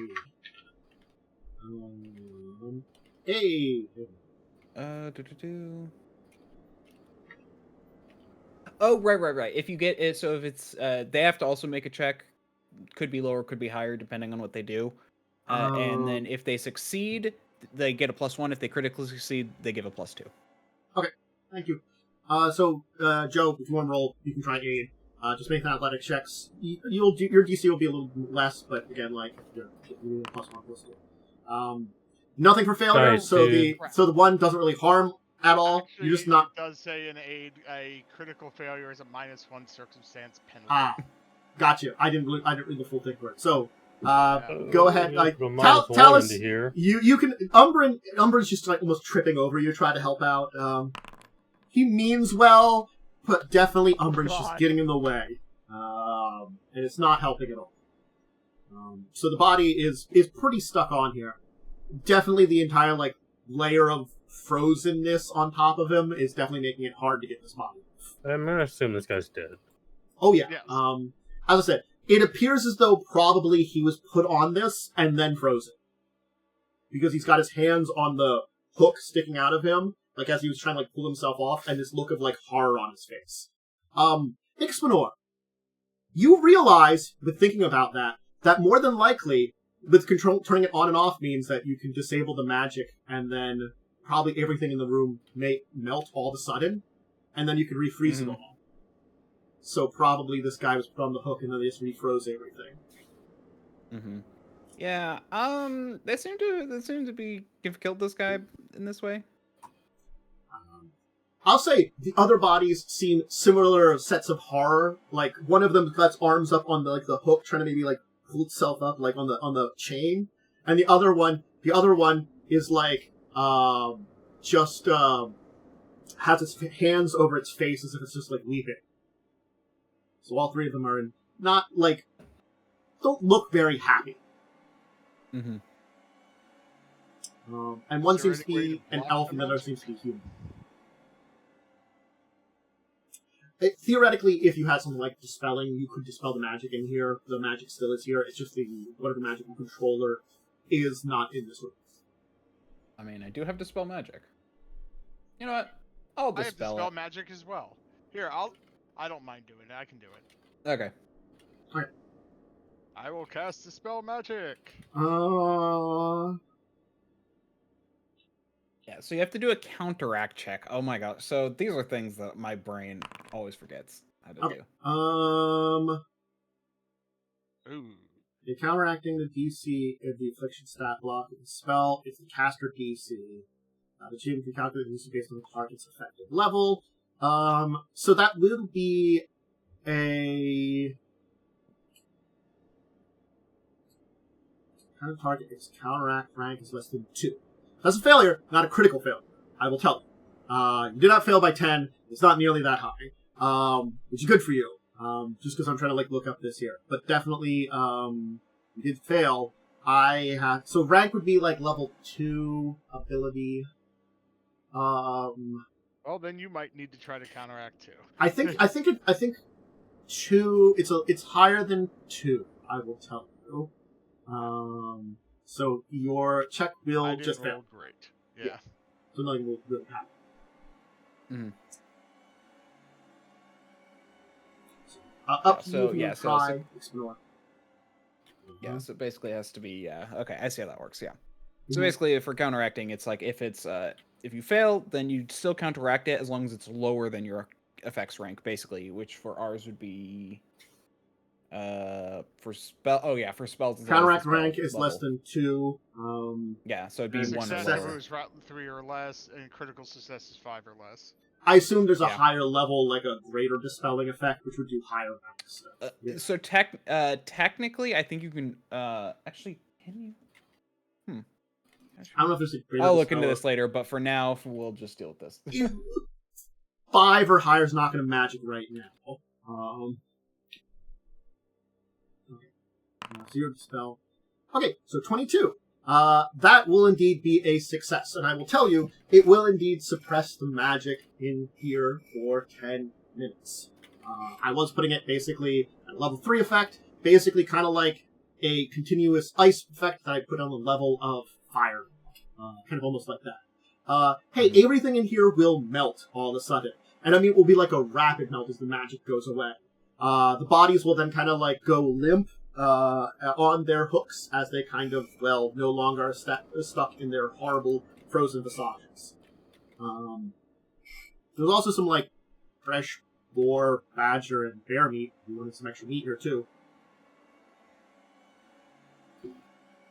Anyway, what do you want to do now? Huh. You have about 10 minutes. Pull the bodies out. Sure. I'll tell you at this point in time. I won't have you roll a check. It would be trivial check to get them off. It's a lot easier when they're not frozen to these things and, on them. Yeah. Very much so. So you will be able to get the 3 bodies down. What do you want to do with them? You have 3 corpses. The elf seems to be an elven woman, and the 2 humans seem to be 2 human males. Looking gonna at them, start they going through seem their dressed pockets. as woods people. You're not sure. They could be hunters, but they just look dressed as woods people. Okay. I'm gonna start going through their pockets. All right. See if there's any information on them. You won't find anything that seems to hint at their origins. It seems as though any kind of gear or something has been removed from their bodies. Belts, belt pouches, and stuff like that. So nothing that seems to scream who they are. There probably is like a few like maybe personal effects on them. Like one of them has a ring that doesn't look very expensive, another has like a The other woman has a necklace, and the other person has what looks to be like a small wooden animal in a bag that was left on their belt. So, some personal effects, but nothing that screams who they necessarily are. Gotcha. Why don't we take our break here before we dive deeper into these guys and figure out what we're doing next, as you've discovered the strange... honestly, it's a meat locker, with some people in It's it. a freezer. Yep. Yeah. So, hey, if you need to get a drink, snack, or bathroom break, please go ahead and grab those. Now, turn on the background music over here, going off screen, and we'll be back in a little bit, so you can refresh yourselves. We will return. See you in a minute. All right, and we have returned. We are down a Talas. Momo had to get some things done tomorrow very early on, so they left us saying basically good night, have a good evening, we'll be back next week, that kind of thing. So everybody, hope Momo will get some good sleep for tomorrow for a busy evening.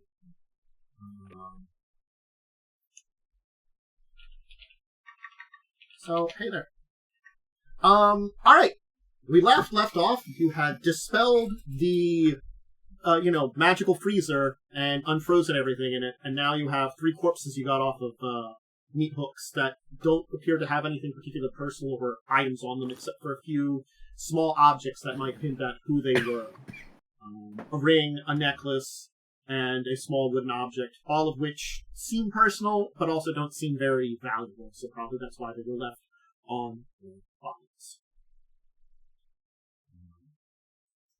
What do you want to do with them? They're currently, I guess, in the floor of the, honestly, freezer.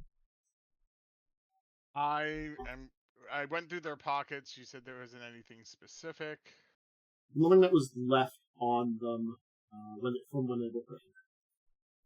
I'm gonna just check their clothes, see if there might be any handwritten label of with a name. No, there wouldn't be anything like that. But now that they are unfrozen, you definitely can see there are signs of probably what you would assume is violence that were dealt to these people before they were put here. What looks to be, weapon damage or something similar to the clothes and body. Ooh, do we see any signs of an alchemical staining that we saw in the houses? Not on any of them. Okay. Good question.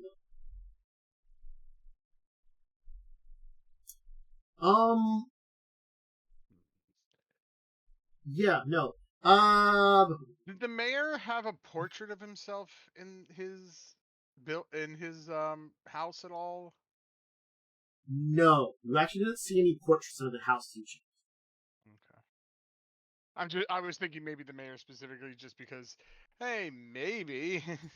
True. They are a little bit more, got a little bit more They did have some art on the walls, but it tended to be it looks like scenery of some places. It looked more like, rather than that, it was some pleasant scenery and stuff like that. Or one of them looked to be similar to the mounted head. It was also looks like a picture of some hunters that don't particularly look like any person here, like a group of hunters killing an animal or something in Forest Grove. Was one of the pieces of art, and whether one of them was supposed to be the mayor, you could not tell. And looking at and remembering what you remember from that painting, there wasn't a lot of detail on the people, so you don't think they're these there. But again, it's one of those things is these people could have been the models for those hunters in that one painting, but again, they weren't very detailed. It was more about the scene rather than the individuals in that case. Right. Well, we can come back for their bodies later. They will be easier to get because they'll only be, if you leave them in here, they'll only be frozen to the ground, not frozen on hooks. That's much easier to pry off of. Or if you want, you could remove them from here and drag them somewhere nearby, but that's up to you. They'll at least be well preserved here. Yeah, I mean, we might need to reference these bodies again. It might be best to leave them here, at least on the floor. Mm-hmm. Not to put them back on the hooks where it's going to be more difficult.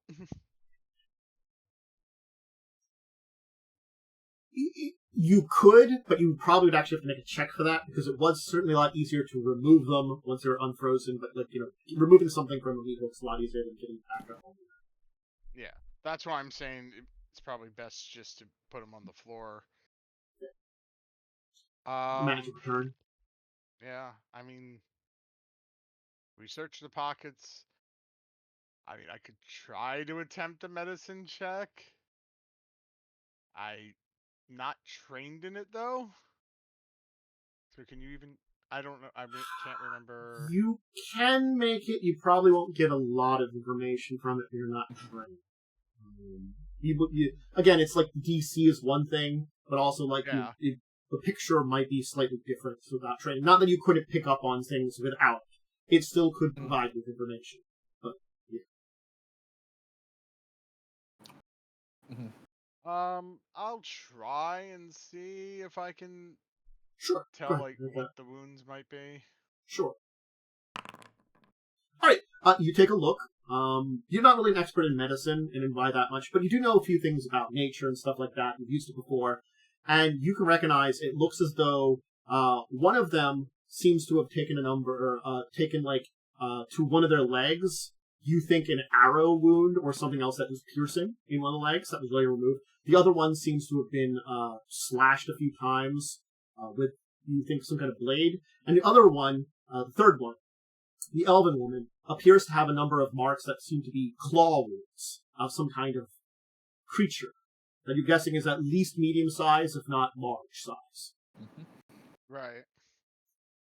So 2 of them seems to have wounds on them, not enough to kill you, but maybe enough to disable you. That seem to be more weapon-based, and one of them seems more natural-based. Mm-hmm. Gotcha. Does the animal ones look warg-sized? Could be warg. It's not outside the possibility, but it doesn't necessarily mean this. It's sort of like you can't 100% confirm whether it be warg. But you can't cross that off either. Oh. Okay. All right. Anything else you want to do in here before we head off? Assume you will head up the stairs. We'll head up the stairs. Okay. You can depart and head up the stairs. As I said, the stairs go up for a little while before they turn into a spiral stairs, which is a little odd, because normally you probably want to go into spiral stairs directly, but it does kind of go up as a straight staircase and then turn into a spiral. That depends on how the space is used of the other floor. Hey, again, that could be a thing. There could have been some kind of more natural reason or something with caverns that are being built into, or some other kind of reason behind why they did it. But they did it architecturally. It's a little interesting quirk of the architecture around you. It's winding around a body pit, and they had to go a little bit extra to avoid it. The spiral goes up probably about you estimate 2 or 3 floors. It's hard to tell because, it's a spiral staircase and you're not exactly sure how high you're going up, but just by your general judgment, you think it's probably 20 to 30 feet up from where you were before. And it comes, the spiral staircase ends in a small landing with a wooden door that is closed.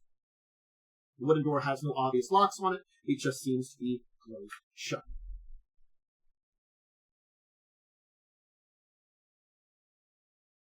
I'll open it. I'll try to do it stealthily. Sure. Just roll me a stealth check. Yep. Pretty good. 19. So you'll kind of take a little bit of time, kind of swing open the door just a little bit, kind of to peer out. similar to before, it is another hallway that it seems to be bathed in this purple light. Just like these purple torches seem to be in the spiral staircase. And I know, so everywhere has this kind of weird... the only place that you haven't found actual light sources was in the freezer. That was just dark. So, yeah. But, kind of opening up and looking, this hallway seems to go on for about 30 feet before there's a door at the end.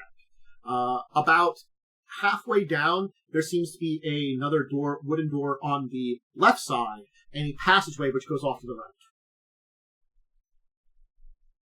So you see 2 doors and a passageway from here.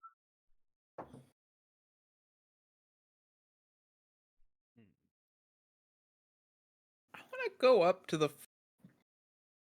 so there's 2 doors, and one on each wall, and then another door at the A end. door, like, halfway down this hallway, which is about, like, 30 feet, I said. There's a door on the left, and a passageway to the right. And opposite where you are... passageway to the right, yeah, okay. Yeah. Opposite while you of this hallway is another door. So it's like, I thought there were 3 doors, I've just misbrained. Okay. 2 doors. Yeah. Well, 3 So including your own. Yeah. I want to go and, like, listen to the door across from the hallway. Okay. Give me perception.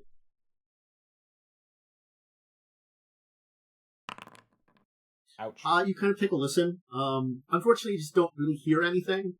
You don't know if it's just because of the thickness of the wood or there's nothing to hear, but no sound seems to be coming out. I'm gonna double check.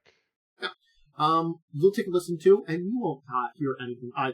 I will tell you, since you have a view of it, the passageway to the right actually seems to go for maybe about 20 feet before then it kind of breaks away from the hewn stone and seems to turn into more of a natural cavern it is, and kind of slope upwards.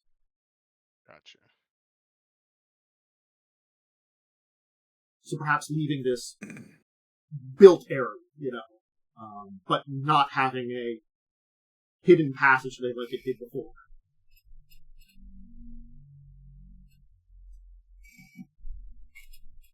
Okay.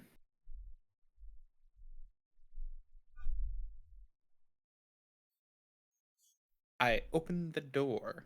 Yeah. All right. You can open the door. With mage or telekinetic hand. You'll use your telekinetic hand to kind of pull open the door. The door easily kind of swings out, and inside will be a room bathed once again in a kind of strange purple light.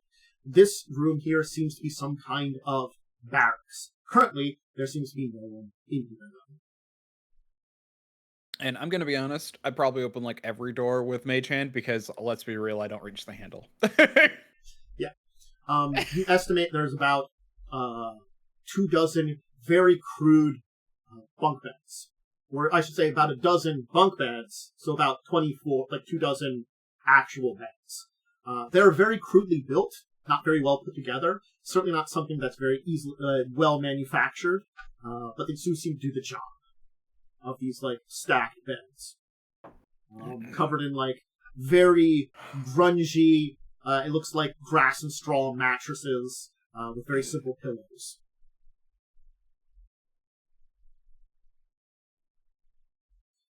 They're currently, again, no one seems to be in here right now, and there does seem to be, it looks like little chests associated with each pair of bunk beds. Most of them are open, with a few of them being closed. And there are some signs that people were, or things were here at some point, but again, you're not sure how long. Right. I mean, can I tell how recently people were here? I'd say not easily. Okay. There's nothing in here that would give you a very good time frame. Probably not like a burning candle or something like this. The strange glow of the torches is the only thing that may be there, but you're like 99% sure. Oh, actually, I'll say when you detect magic, yeah, the torches are magical.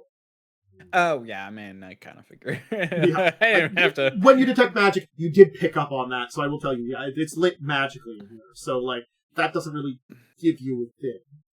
Very easy. Yeah. Okay. Right. Okay, I'm gonna perceive at the chest. Actually, are the chests locked or unlocked? The ones that are closed. They appear to have there seems to be 2 of them out of the 24 that are in here that are closed. Both of them have what looks to be very crude padlocks on. Gotcha.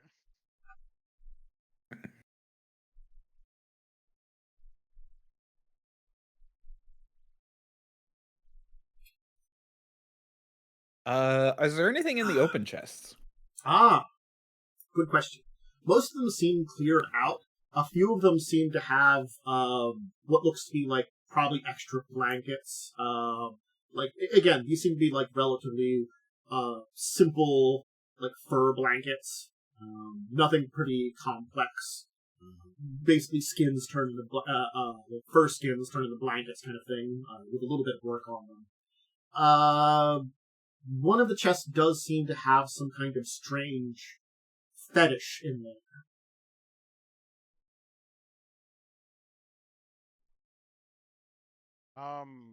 Would that be occultism to try to identify that? Cultism and religion will both work. Well, I'll try religion first because I actually have slightly better on that. Alright. Nice. Yes. You taking a look at this. This does not seem to match any of the dead gods that your people still worship, that you keep the sparks of alive. So this does seem outside of it. But you do recognize that you remember reading in some tomes that there was some like old cultures that did worship some similar things. Powerful spirits that once served some of the deities and stuff like that.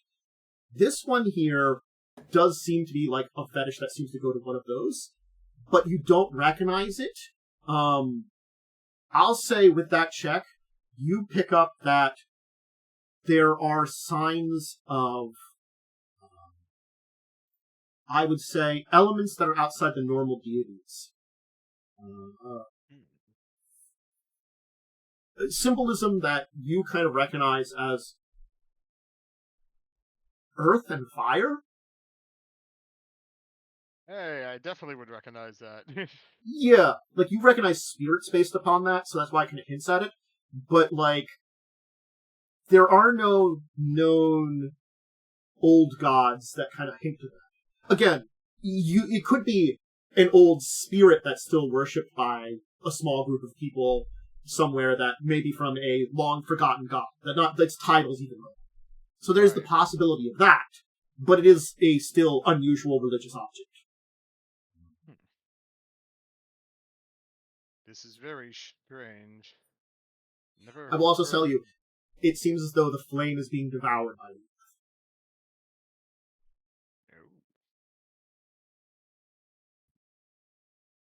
So the motifs are both there. It's just a very weird combo, too.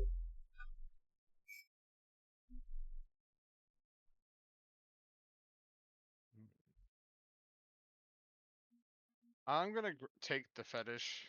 Sure.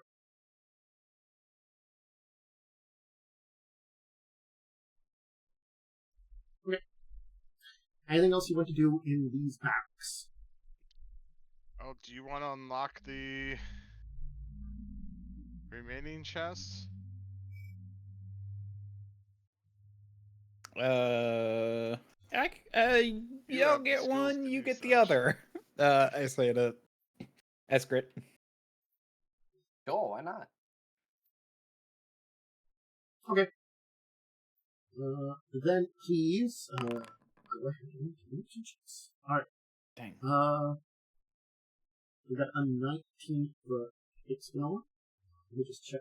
I believe that gets it, but I'm going to go check my rocks. Eskret, unfortunately, yeah, you'll have some issues with yours. That means you have to repair or replace your lockpicks. You'll just have to probably get, honestly, Ixbanor to help you repair them I can with fix magic them. and stuff. Yeah. So, no, I don't use magic to repair. I'm just you have crafting. crafting abilities. Yeah, you've crafting abilities. The other one will indeed be open. As I said, they're relatively simple, in crude locks. It just seems as though one of them seems to have maybe like a little bit of like rust damage. So the one you're working on, Eskret, seems to be like maybe stuck a little bit. So you have some unsuccess and kind of hurt your tools.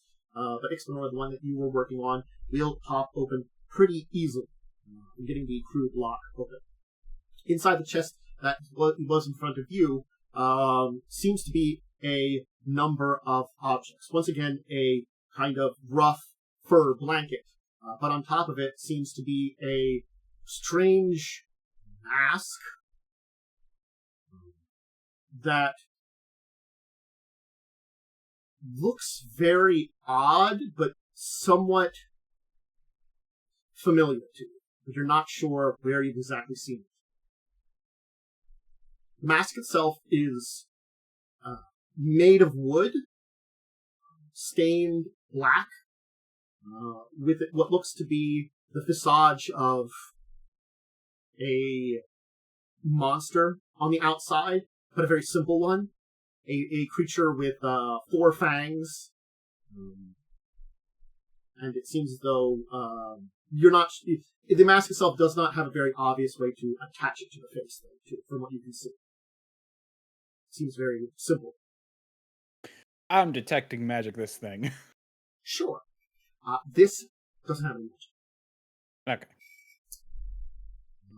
Though you will detect there is a little bit of magic below the furs in here. And I was trying interesting.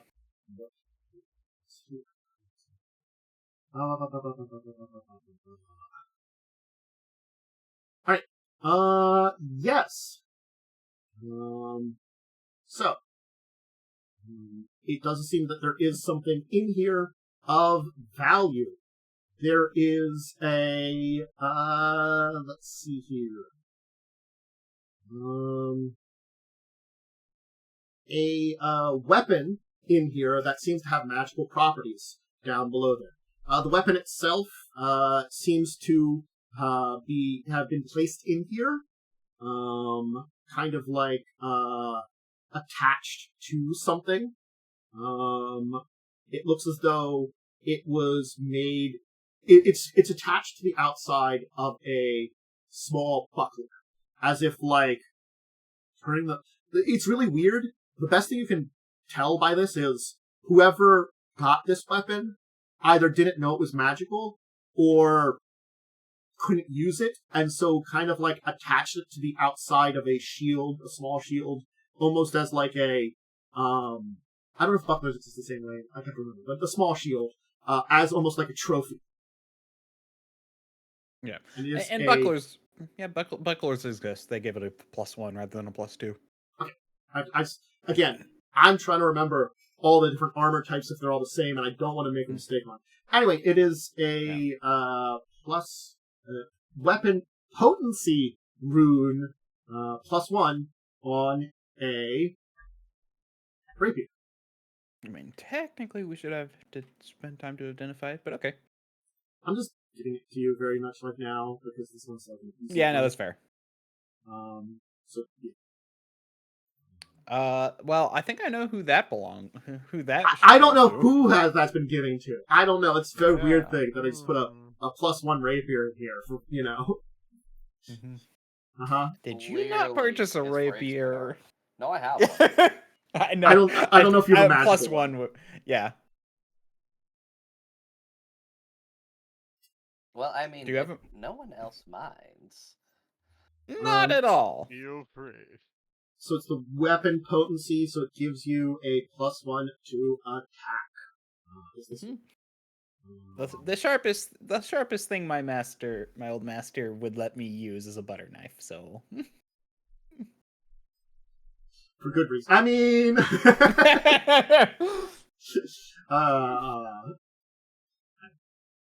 so alright.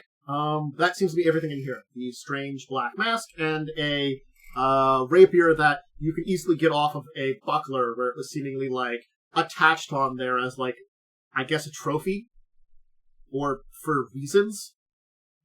Maybe it could have been used to held it, but it was like weirdly attached on there, so you had to kind of get it off. It didn't take a lot of work to get it off. It wasn't like, sealed on there, but it was like a little bit of work. It wouldn't have been just I draw this off of here.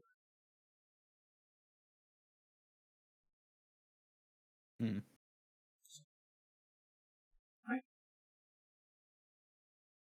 What's next? Anything else in this room? There still is the other one, which the lock seems to be a little rusted shut, we'll kind of say. Let's open it. Maybe. I mean, I can give it a go. Can also try breaking I it. could try to take a crowbar. Sure. I believe that's an athletics check. Athletics, Do you yeah, have not a great. bonus with the crowbar? I'm trying to remember what the. The If you crowbar. want, I can roll for Talas. Talas is still Yes, here. let's have Talas do it because he Sure. has actually has Let me click athletics. on... Oh, skills, right? No, wait. Where is this? Remember- Skills are under proficiencies. It's a hand. It shows a hand. Oh, the hand. Thank you. It's because I also do not use the sheet as much as you guys, so I have to remember where everything is. I realize I'm like, oh, you need to look for Alright, I will roll this athletics with a +1 crowbar bonus. Yeah, I'm pretty sure crowbar just gives a +1, but also is required to allow you to do stuff.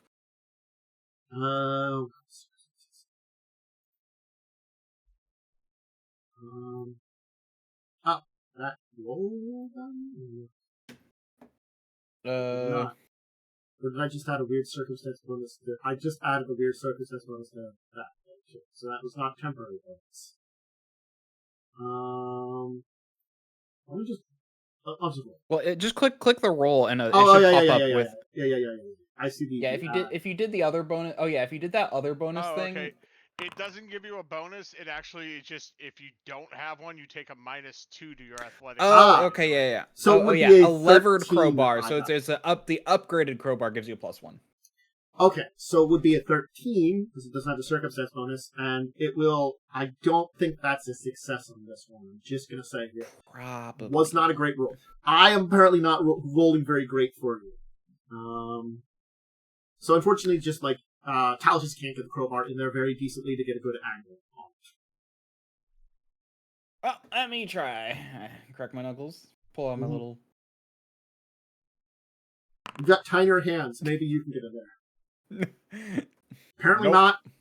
not. Yeah, your tinier hands don't break the tools, but you just can't get in there as well either. Again, it seems like this lock's Well, the just a little crowbar's rusty not shut. broken, right? No. I'll try it. Okay. You're like, yeah, I can find an angle. Give it back. Yeah. Let's see if I can actually roll well. Oh my gosh. No. You used all your good rolls earlier. You were being foiled by one chest here. It mocks you. I have a thought. Can you make an acid vial or something? Actually, I can. Can I just throw one of my vials on it? Acid damage? Sure. I'm not gonna lie. As I described it, it's an old rusted lock at this point in time. A vial of acid will destroy it. You don't even roll damage. I'll just give it to you at that point in time. If you want to use I'm still expending a resource, so. Yep, you are expending a resource. I am willing to take that trade. So you'll create a little bit of acid, pour it on the lock, and do just enough damage to be able to kind of easily pull the padlock off. Probably with Talas' help. And the crowbar again, just kind of getting in there, using the damage to pop it off. The lock is off. The chest is able to be opened.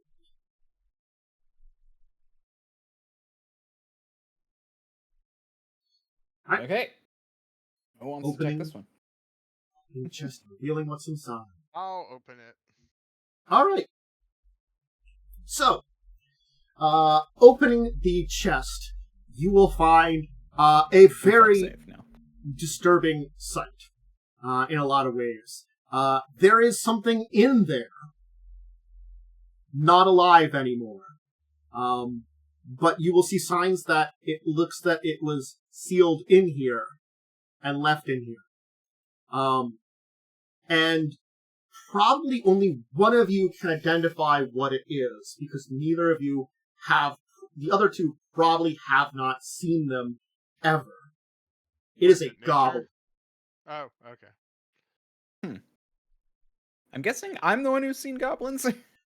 The Dread Army includes goblins, hobgoblins, bugbears, Yeah. ogres. Like a lot of the more like violent, more natural savage species were driven and formed in it. So yeah. Granted, the goblin was locked in here, but that's still really weird. Granted, you are also probably closer to the borders at this point in time where the Dread Army could be, but it is definitely a very weird thing. A goblin was locked in here to die.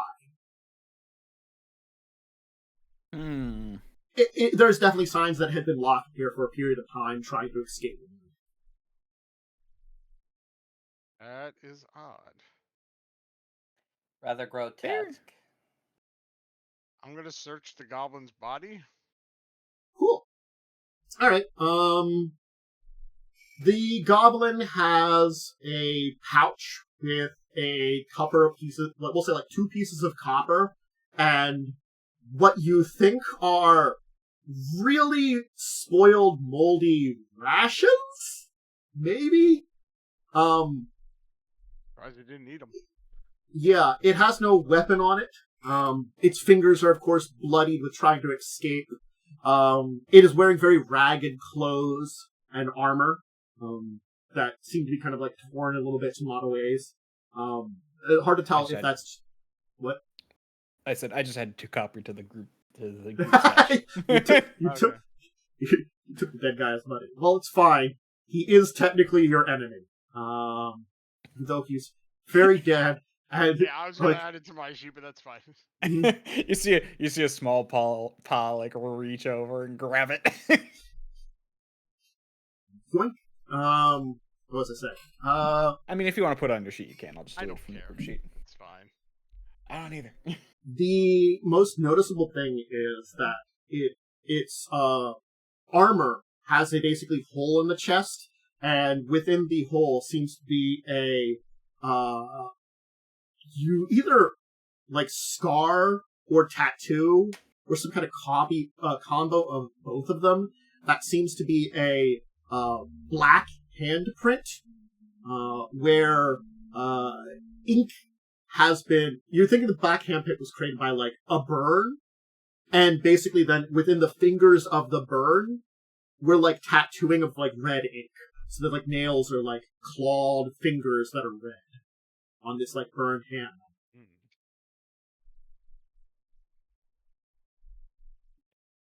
Wait, is this the same kind of color like of the alchemical stuff we saw? No, it would not. Okay. I was that was kind of like... Should I describe the color for it? It was reddish. Yeah, you said it was reddish, kind of like... You said it was honestly... You said it reminded us of dried blood, but it wasn't quite the same. You thought it was dried blood mixed in with some kind of alcohol. Okay. I will tell you, this seems more red pigment. So it's a lot brighter red. It does not mean there could not be something alchemical to it, but it does seem to be not made with blood as the red bits. If you wanted to experiment with learning about it, but it does look more like a tattoo. Okay. So yeah, it looks like probably the mark was created by like searing a burning scar onto this thing's chest and then like adding flares to it with colored tattooing. Or tattooing flares onto it. Which is a little extreme. Mm-hmm. Yeah. But you are probably aware the Dread Army is very zealot based. So, you know, that it does not seem out of the nature from like stories you've probably heard, especially since Ixbanor, who has seen and been very close to the battle, can identify goblins. Some of you may also have heard tales about them, may have seen some morsels, so I can't tell for sure whether the other 3 of you had seen any before, but it would have been a rare. And again, there is also some goblins that did not get banished, but most of them were with the dwarves, and probably are more with dwarf refugee camps now, if they still exist. So it's like you could go to parts of the kingdom and meet goblins that had basically betrayed their brethren and joined with the dwarfs. That's part of the story. So you could have played a goblin. You just would have been like, oh my god, my cousin, who, who's like a billion generations removed, and also is now trying to, like, murder me and pretends that I'm, like, so awful. You suck. Anyway. Oh no, my third cousin, 16 times removed. Who kind of is a jerk and really, like, if I went and talked to you, you'd probably try to kill me, but that's beside it.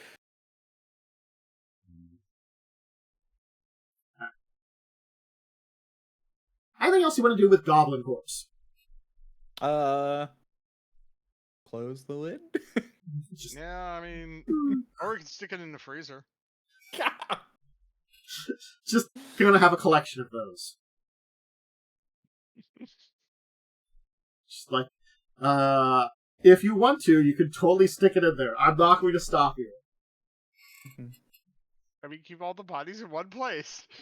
Anyone want a goblin here? I hear they make great necklaces.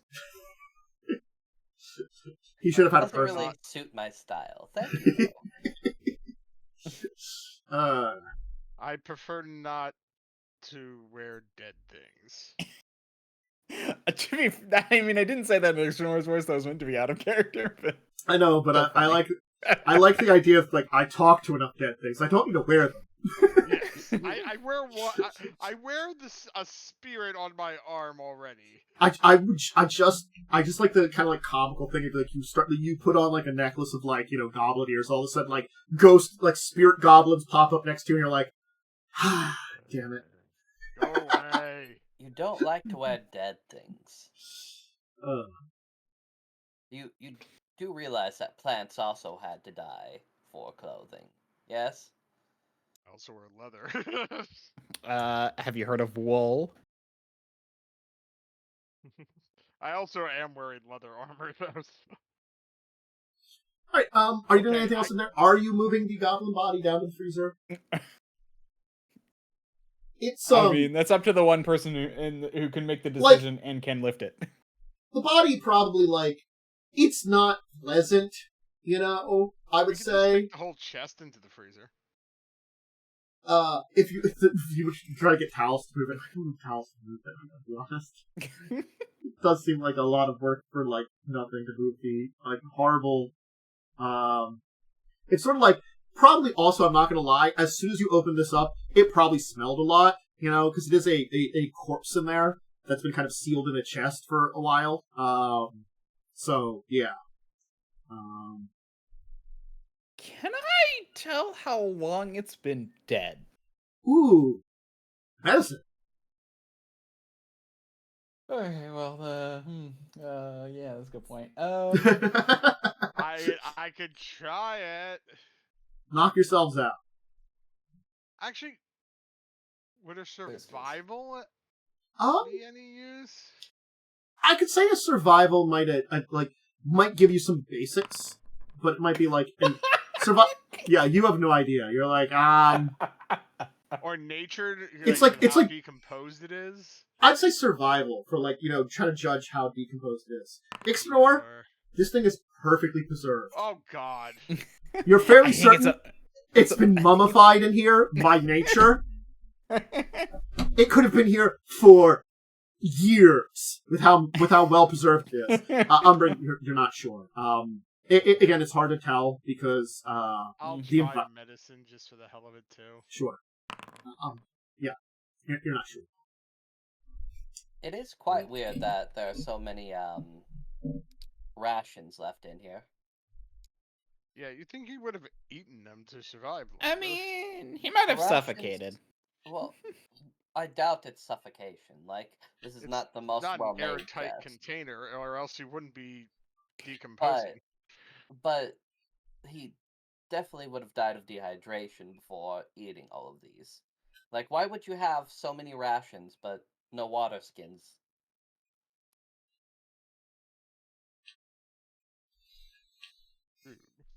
You do not have any water skin on him. That is true. Let me tell you, it only takes a day or two for someone to start feeling really bad without water.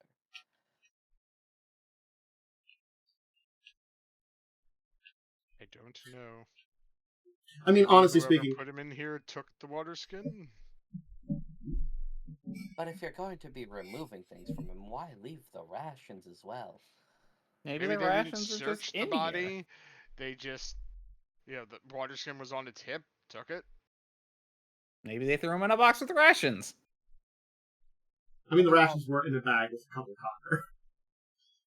Is there anything doesn't mean- suggesting that it wasn't voluntary? I mean, I thought it was voluntary. I don't think he just put himself in a chest. I You mean, don't know where he likes to nap. maybe it was a bit of hazing, and he just happened to have some food on him. Hazing gone wrong. The most deadly of hazing. Or maybe he was hiding from something and got locked in. That seems more likely in my mind.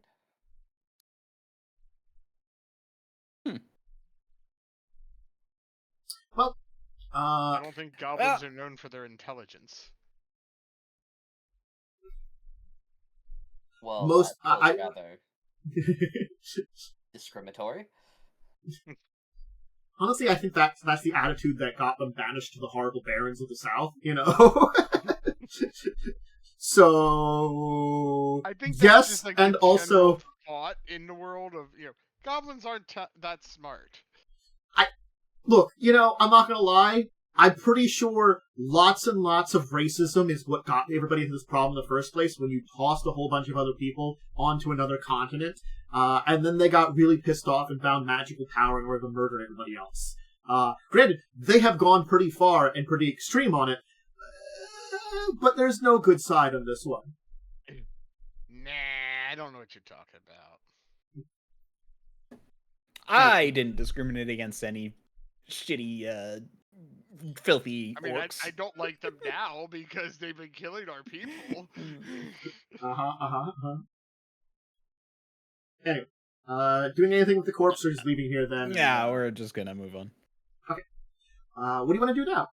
The only other place you haven't been to is the other door that was on the opposite end of where the staircase was, and of course the hallway, which becomes more natural cavern and then starts to angle up. Other door first. The other door. Go ahead. I'm getting here comes the bad rolls again. Perceiving every door, I'm getting flashbacks too. Trauma. Door trauma. Scarwall. That's what it's called.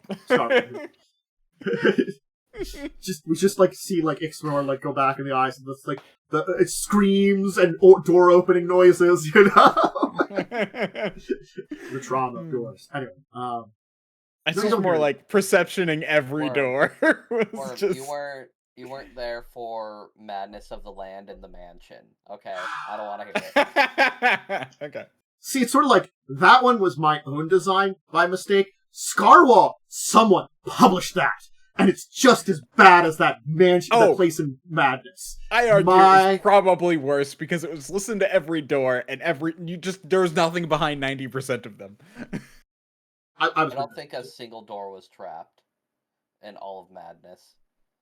Yeah, there might have been one. I can't remember. No, I think there was at least one, and that made us cautious. And from the very beginning, you were paranoid as hell, and it wasn't a trap door, or it wasn't a trapped door. It was I climbed out of a trap door, and an elemental immediately knew I was there without any rolls. Damn elementals. They're perceptive. Don't worry about it. Anyway, alright. So, yeah, you don't hear anything. What do you want to do? I open the door. I'll stealthily open the door. Okay. Just in case. Okay. Alright, you will very quietly kind of push open the door, which heads into a large room. This room is massive.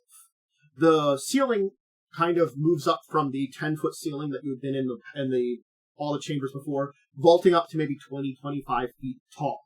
Inside this room are countless strange glass tubes filled with bubbling liquid and things inside of them. There seems to be all kinds of tables covered in surgical equipment and all kinds of strange alchemical brewing material.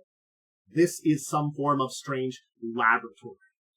Inside the tubes are creatures. You think? Most of them seem odd.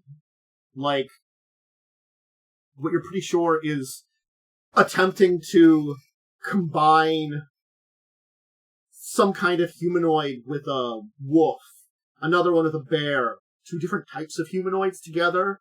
It is, this is like making chimeras kind of thing. Yeah, it's kind of disturbing in here. Interesting. Lovely. Aw, Ixbanor, is this where you're from? No? Well, I mean, I don't technically know where I'm from, but probably not.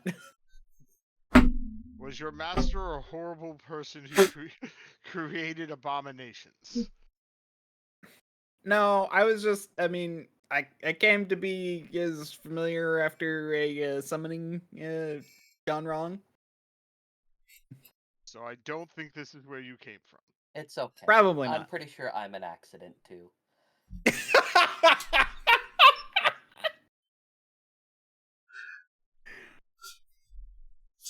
I That's get the what feeling. sheepskin's for. Those taste horrible. Why would you want those? What do they even pertain to this? Are you hungry? We just saw a rotting goblin. No. I'll explain to you later. I just, anyway, alright, well, That happened. that happened. What are you doing? Broaching uncomfortable topics, it sounds like. Well, yes, beyond that. I mean, okay, so, I mean, there's nothing left for me to examine. I can just tell they're trying to make chimeras. I mean, there's also, like maybe? It seems like maybe making chimeras, but they're, give me, actually, you can give me a occult check, I would say. Someone wants to do okay. this. I was hoping for a crafting alchemy check. When Ixbanor mentions crafting chimera-type creatures, you kind of take a look at it, Umbrin. Honestly speaking, this seems slightly different than just crafting a chimera. Looking closely, again, it's kind of horrible because most of these things that are being, like, maintained in these tubes, for one thing, some of them seem probably maintained and dead. Others seem still alive. It looks more akin to trying to change one thing into another. Maybe like chimerical things or polymorphing kind of things, but using rather than magic alchemy. Looks like they're using alchemy to create this instead of regular magics. I think this might be a little more up your alley.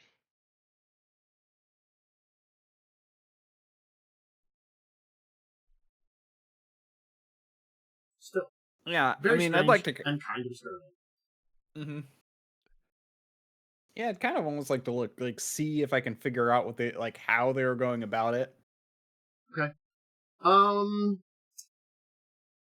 do think a alchemy check would be appropriate at this point. Which is crafting. Yeah. That's kind of, this is how they did it in this version, so.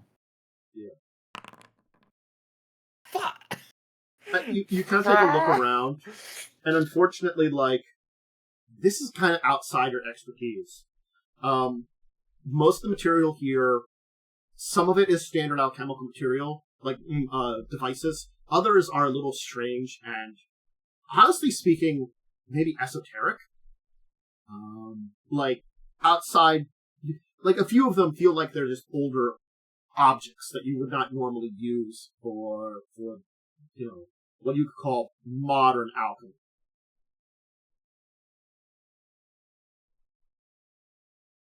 Mm. But yeah, you can't really identify much really. Okay, doing anything else in here right now? Can I see which ones are still alive? Sure. I will say, again, because of their, like, strange nature, it's kind of hard to tell, other than their humanoids, what they were. It's very hard to tell. With enough time and study, you might be able to determine what it is, but it does seem as though, like, there's one of them that's kind of merged with a wolf, and you can just see, like, its one eye, like, kind of looking around and staring at you. No, I just asked which ones, or how many were still alive, not what they were. Okay, but I'm saying, like, that you could identify two. Like half of them? Yeah, Eskret's gonna take out his crowbar and start breaking open the confinements of all the ones that are still alive. Okay. You can break the glass very easily. Breaking one will cause a massive amount of strange alchemical liquid to just spill out. So breaking the first one, it'll be this kind of huge splash of, like, gallons with this kind of strange tube that goes all the way to the ceiling. So it's like a 25-foot tall column of strange kind of greenish liquid that'll kind of spill out all over the place with this then flopping creature that'll kind of splart out onto the ground, which as soon as it kind of is outside of the tube, it looks as though, like, it'll begin to, like, boil and bubble, and you'll hear this kind of, like, strange screaming noise from it as it will, like, kind of begin to, like, pop with, like, like, bubbles growing on it, as it will kind of, like, disintegrate down into, like, this mush of organic goo. Well, that was uncomfortable. Umbrin, you have seemed to end its suffering, but probably through a bunch of great suffering beforehand? Yeah, Almost better. Umbrin, here, you take the crowbar, you smash one, I end its life before it has to dissolve. Okay? Sure.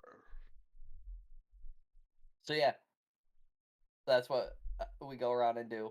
Okay, Smash it open, kill 'em quick. Alright, the room is, like, filled with a lot of this strange green liquid that you're all now, like, wading around in. But you will be able to end the lives of all the creatures that were still alive. Okay, I have a question. Hold on, let me do this. If I use an alchemy to give me a bonus to, like, my rolls, can I try again? Well, let me explain. So you're gonna do something to, like, boost your abilities? Yeah, basically, I'm making a cognitive mutagen, which allows me I'd to say sure. Yeah, sure. It's weird that it kind of makes that, like, transition. Okay. Yeah, you can craft a cognitive illusion, which +2 item bonus to arcane, crafting, lore, occultism, and society checks to recall knowledge. Okay. And your critical failures become failures instead. Okay. Cool. Yeah, which is honestly more important. Which is more the reason I want to do it, so I don't just... Okay. I'm assuming that because you would be, like, soaked in this stuff, you found some, like, maybe, like, a horrible surgical table to sit on, or something with weird surgical tools, or one of the alchemical tables, kind of be up out of the ground because there's like lots of like weird goo spilling all over the place. Yeah. Anyway, let me try this again. The weird glowing liquid is kind of thick liquid too. I will tell you, it's just a little thickness, which is like it's weird. It's not water. You don't know what, but there's a lot of it all over the place. So I can do another check. Yes, you can do another check. Okay. Okay. Like honestly, that was my second natural one to identify some kind of alchemical thing we ran into, and I was just like, oh, come on.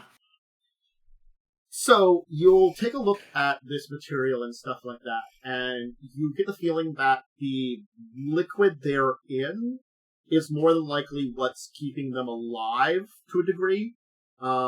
It's meant to be like a preserving, probably like liquid that their bodies can absorb, like, nutrients and stuff from.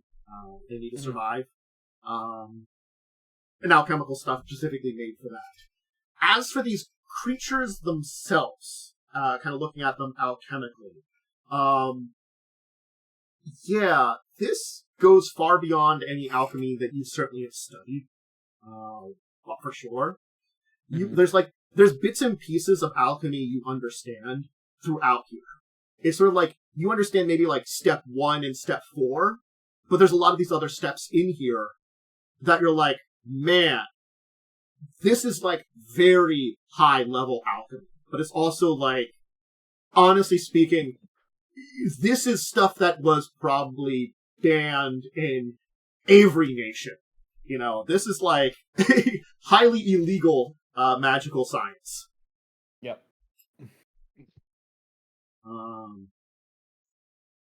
So, yeah.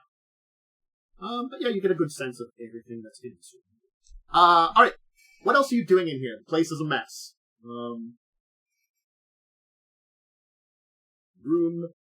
Large room is a mess now. There still are some bodies and tubes, but they seem to be having been deceased. All the ones that are alive are now dead. That were alive. That were alive. I'm sorry. That were alive are now dead. They will also continue to kind of boil and burst. Ixbanor, you watching them kind of disintegrate apart, you get the feeling that, like, the other thing is probably the alchemical solution is keeping them stable in what they're becoming, and, like, it's kind of like, once that solution is off of them, and they're no longer submerged in it, whatever alchemy was being used to combine these things together kind of breaks apart, and that's why they kind of burst and bubble into stuff, because it's sort of like, they can't hold themselves together anymore, and they just kind of tear themselves apart, because they haven't been, like, merged. They were trying to be forced to merge together through alchemy. Okay, so that was like tearing. So yeah, once you stop supporting that, they fell apart. Yeah. So it probably was good to kill them before they, got to feel themselves being torn apart from the inside, in a horrible manner. Yeah. Good call. Yay.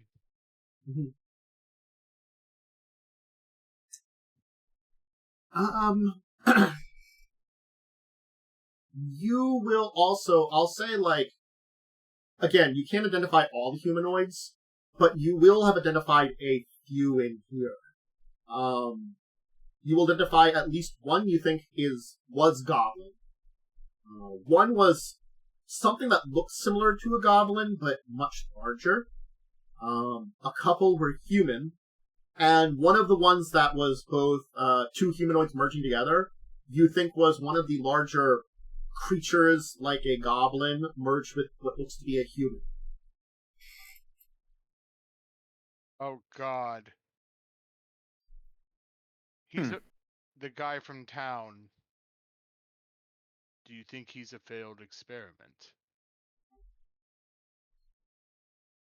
Well, he would be the most successful one, I'd say, looking around. So wait, so you said it was goblin combined with human. What was the other one?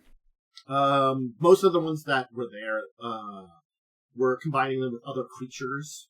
Okay. Okay. And there was a couple other that was one of the only humanoid one you can kind of identify. Again, because they're merging creatures together, it's not always easy to tell what's being merged. Like, the animal ones are a little easier because you can kind of tell, like, it's some kind of, like, canine or wolf. That one's some kind of, like, this type of creature. The humanoid ones, because there's a lot more different, variety in humanoids, a little harder. Mm-hmm.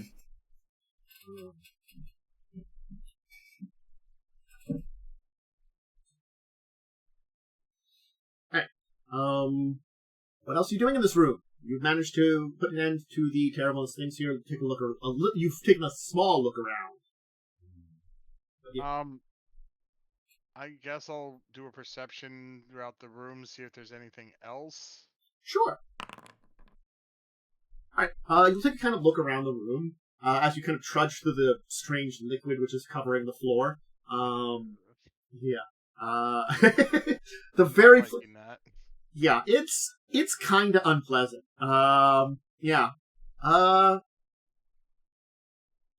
So, one thing you'll notice is in areas where the people died, there is, like, weird, like, stains left behind in the liquid that kind of, like, almost look like, they're kind of floating in there.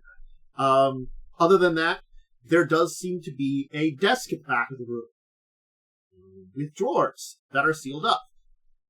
Fortunately speaking, there isn't enough liquid in here to, like, cover the desk right now. You're only, like, in, like, ankle-deep stuff. Which would be a lot for Ixbanor, but for the rest of you. Eskret is probably, a little higher. Ixbanor can probably just sit on, But for, like, medium creatures, ankle-deep stuff. Your shoes are not going to be pleasant after this. I'm not gonna lie. Yeah, I'm like standing on whatever that, like, Talas's shoulder. Yeah, well, I was figured I was like standing on the surgery bench, and I'm just like, okay, someone's gonna have to carry me out of here. I'm not walking through that. It's really not all that bad. It's a little teeny. There is a freezer full of dead people who are wearing shoes. There is indeed a freezer full of dead people wearing shoes. You can get new shoes. Are probably less bad. Waste not, A want little not. stiff. Well, yes, we'd have to thaw them out again. Wait, what happened to your old shoes? Hold on. He was saying they're probably not going to be very good after walking around in this alchemical crap. Oh, okay. I see now. The answer to that is yes, they definitely would be very awful as playtime. Sorry. It's not walk around. Alright. Brave to assume I wear shoes. Hey, That's what I was saying. I just kind of figured you weren't. I wear shoes, I mean, I definitely do not, but then again, I figure, but... You'd have to have specially made ones. Yeah. Yeah, that's basically the thing. Anyway, sorry. You were saying, Tantus? You can get all of you over to the desk. It seems a relatively simple desk. The surface does have some, like a miniature alchemical lab with a number of vials that seem to be stored away there, with markings on them. But it seems to have two drawers, which are closed up. One of them seems to be open, the other has a simple lock on it. I'll open the non-locked drawer. Okay. What's in it? Inside the non-locked drawer, you will find a number of diagrams of various things that seem to be related to the experiments here. Some of them seem to be diagrams on perhaps other experiments. Others seem to be diagrams on how to assemble a lot of these materials here. There does seem to be a number of sheets that seem to indicate the basic formula for the liquid you're trouncing around. Not that you would have a use for it, but you theoretically could create some of this material. Gimme. Yeah. I don't know what you could use with I want them for purely scholarly interest. That's fine, because I'm like, I don't think there's like a good use you'd have necessary for it, but yeah, you've got some like alchemical formulas that seem to be related to the particular material that's within the tubes. All the stuff in this drawer seems to be about like, setting up, maintaining the experiment here more than anything. And of course, there are also some diagrams that seem to be drawn out of various experiments, some of which don't seem to be don't seem to be here anymore. Whether they're ones that were like, that includes the ones that you removed and killed, or ended dead ones. Does it say like experimental results? No. These are more like drawings of various ones. Very well detailed drawings. So whoever like made these is very good hand at making like detailed drawings. There are some like markings with symbols that seem to be like they're not necessarily like language, but like marking symbols that are like pointing out portions of the creature, maybe like making notes where things are more successful or unsuccessful. Possibly referencing something else which does not seem to be in this drawing, at least. Okay.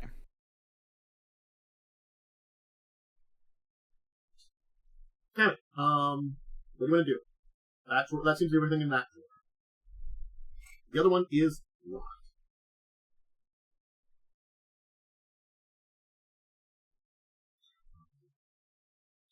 Or was there anything else you wanted to do? Joe, if you spoke, I did not hear you. I said, Well, there's nothing else in this drawer. Someone else would have to unlock the other one. Yeah, I mean, I can. Yep. Oh my gosh! What is with our terrible rolls on lockpicks? All right. Well, now the lockpicks are all like broken. So both people's lockpicks are not working anymore. So crowbar. Crowbar. I'm gonna get out of crowbar Talas. Not me. Talas. Talas crowbar. Talas crowbar. What did I roll for Talas? A 28. 28. All right. So you're like, Talas, could you?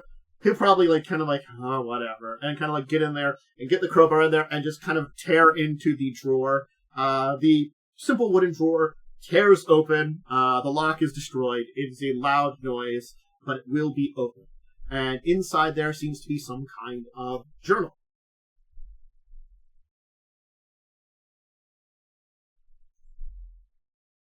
I'm guessing you'll take out the journal and investigate? Yeah.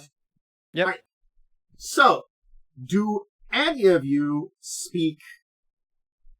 I need to know 2 different languages. Maybe speak Draconic. Let's see. No. I gotta double check something. I speak Draconic. Okay, so there you go. So, Eskret, you will recognize that there seems to be... You recognize one of the 2 languages here as Draconic, but it's also like... It's like Draconic with an accent, is the best way I can describe it. It's... You can read it, but there are little bits and pieces here that are like weird and accented that kind of seem strange. The other bits of language that seem to be in here are like... Draconic seems to be the main language that's written. And it seems to be detailing a number of experiments. But there are some notes that seem to be in a secondary language that, I speak think Goblin. Ixbanor you would sort of recognize, but not recognize either. Because it has some similarities to Elven. But it's not Elven. So sort of like you're picking up little pieces maybe of it, of the other notes, but it's very... Again, it seems as though there's the detail in Draconic, and it's basically like someone wrote extras in the other language, this kind of like Elven-ish language. And you're like, you can like maybe get a word or 1 or 2 words here and there, but like you can tell that some of like the more technical stuff And there are some words that are like, you should be able to know, but you're like, I think that's what it is, but I'm not sure. Because it just seems a little, like, strange accented. So, like, the side notes you really can't pick up on very well. But, you know. Okay. It seems as though from detailed in experiments in Draconic, Eskret, you can determine and let the others know that it seems as though the initial beginning experimentation was more chimerical in nature, combining two creatures together to create something a little bit more powerful. Original experiments resulted in a strange discovery, which was the accidental discovery of a creature that was both the original and the secondary one, rather than the two of them combined. It was best described as the result was the wolf in sheep's clothing. And additional experimentations were on that. The notes seem to indicate that this would be a glorious result, which could result in infiltration and spy work of a degree not known of before.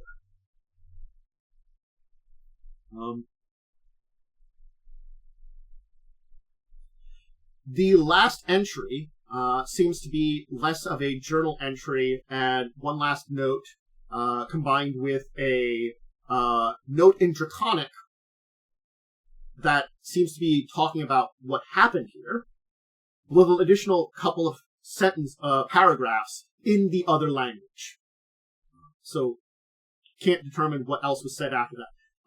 But it seems as though experiments are to be shut down.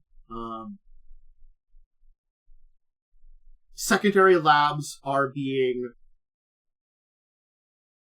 removed for fear of discovery. All experiments are to be transferred to main lab.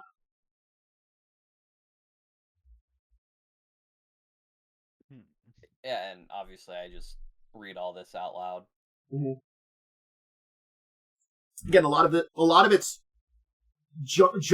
technical mumbo jumbo for a lot of these entries that Ixbanor basically understands kind of what they're doing. But it's kind of like this is detailing what the experiments were and their results. Not a lot of the details on how the experiments were necessarily done. You know, yeah. This was result log. Mm-hmm. Mm-hmm. Interesting.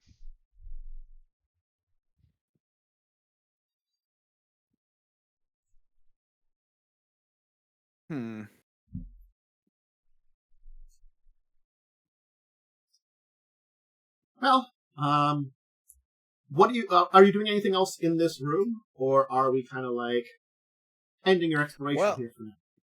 Yeah, I mean, doesn't seem like anything else in here, yeah. It does seem very much so that there are some details missing because of the notes you can't read. Yeah. Can we identify what the last language is? You said there was another. It was like written in another language. There was like one entry at the end that was written in another language, or it's written the same kind of Elven adjacent dialogue. Okay.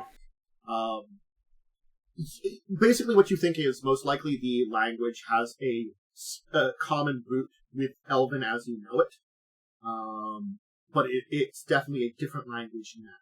It's a cousin language, kind of like English can trace its roots to Germanic languages, you know. So, like, yeah, you might be able to understand a little bit of it, but they're still different languages.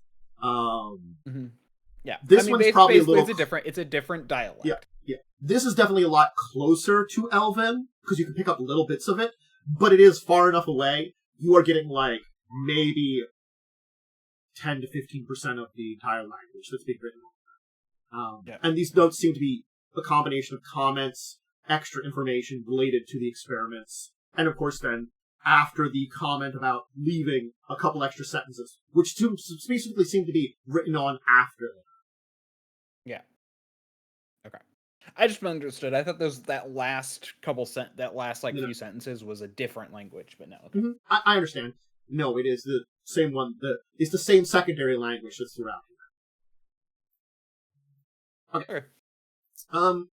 Well, why don't we end there if we're finished up in this room? We can see about going down that final path that you have at the end. You found this strange laboratory where people were doing some kind of horrible experiments, which seem to have accidentally discovered another horrible experiment. Yay! Yes. It went from creating horrible monsters to creating, interesting spies. Maybe. Or a different direction, at least. Yeah. Pleasant. But you, Yeah. We'll see about next time about learning more foods. Alright, I guess we'll do some little bits of outros here. I believe, Wyrm, you have an outro. I don't know if Tiv or Joe, you have anything else to say. If not, we'll have... Not really, I'm here. Yeah, well, then we'll have Wyrm give your little bit of outro to where people can find you and stuff like that, because, hey, what is good to do? Yeah, I'm Diamond Wyrm. You can find me on twitch.tv/DiamondWyrm or at DiamondWyrm on Twitter and Blue Sky. Also, Diamond Wyrm, oh gosh, what is it? 9234 on on YouTube. Ooh. Okay, cool. Yeah, that's about it. Okay. Thumbs up. Alright, myself, hey, as I said earlier, Dan Tavern, Dracovin, DM here, GM here. Make sure to check out all the rest of my stuff. Whether on YouTube, yeah, I got it right. It's 9234. Yeah. Whether it's over on YouTube or Twitch. If you're on the other one, hey, if you're on one of them, I'd love you to check out the other one. If you're over on the YouTube side of things, make sure to do the little YouTube support stuff there. Use the algorithm. And let us know, what you think of things like our experimental systems. And also, like, if you have things like questions you would like to see asked at the beginning of the show. I have still a few that I want to ask, and, I'll come up with more of them, but I always make suggestions for, like, some character buildy kind of suggestions, for questions at the beginning, and also, like, all those kind of things. So, hey, always like when you engage with us. Anyway, check out my own social medias. They're always linked below, in all the places, and, everybody, have a great rest of your day, great rest of your week. And make sure to join us next week at 8 o'clock EST, Wednesday, for more Fall of Avanswell, where we're kind of getting to an interesting place here in this exploration. So, see you then. Farewell. Goodbye for now. Farewell. Goodbye. Bye. And say bye.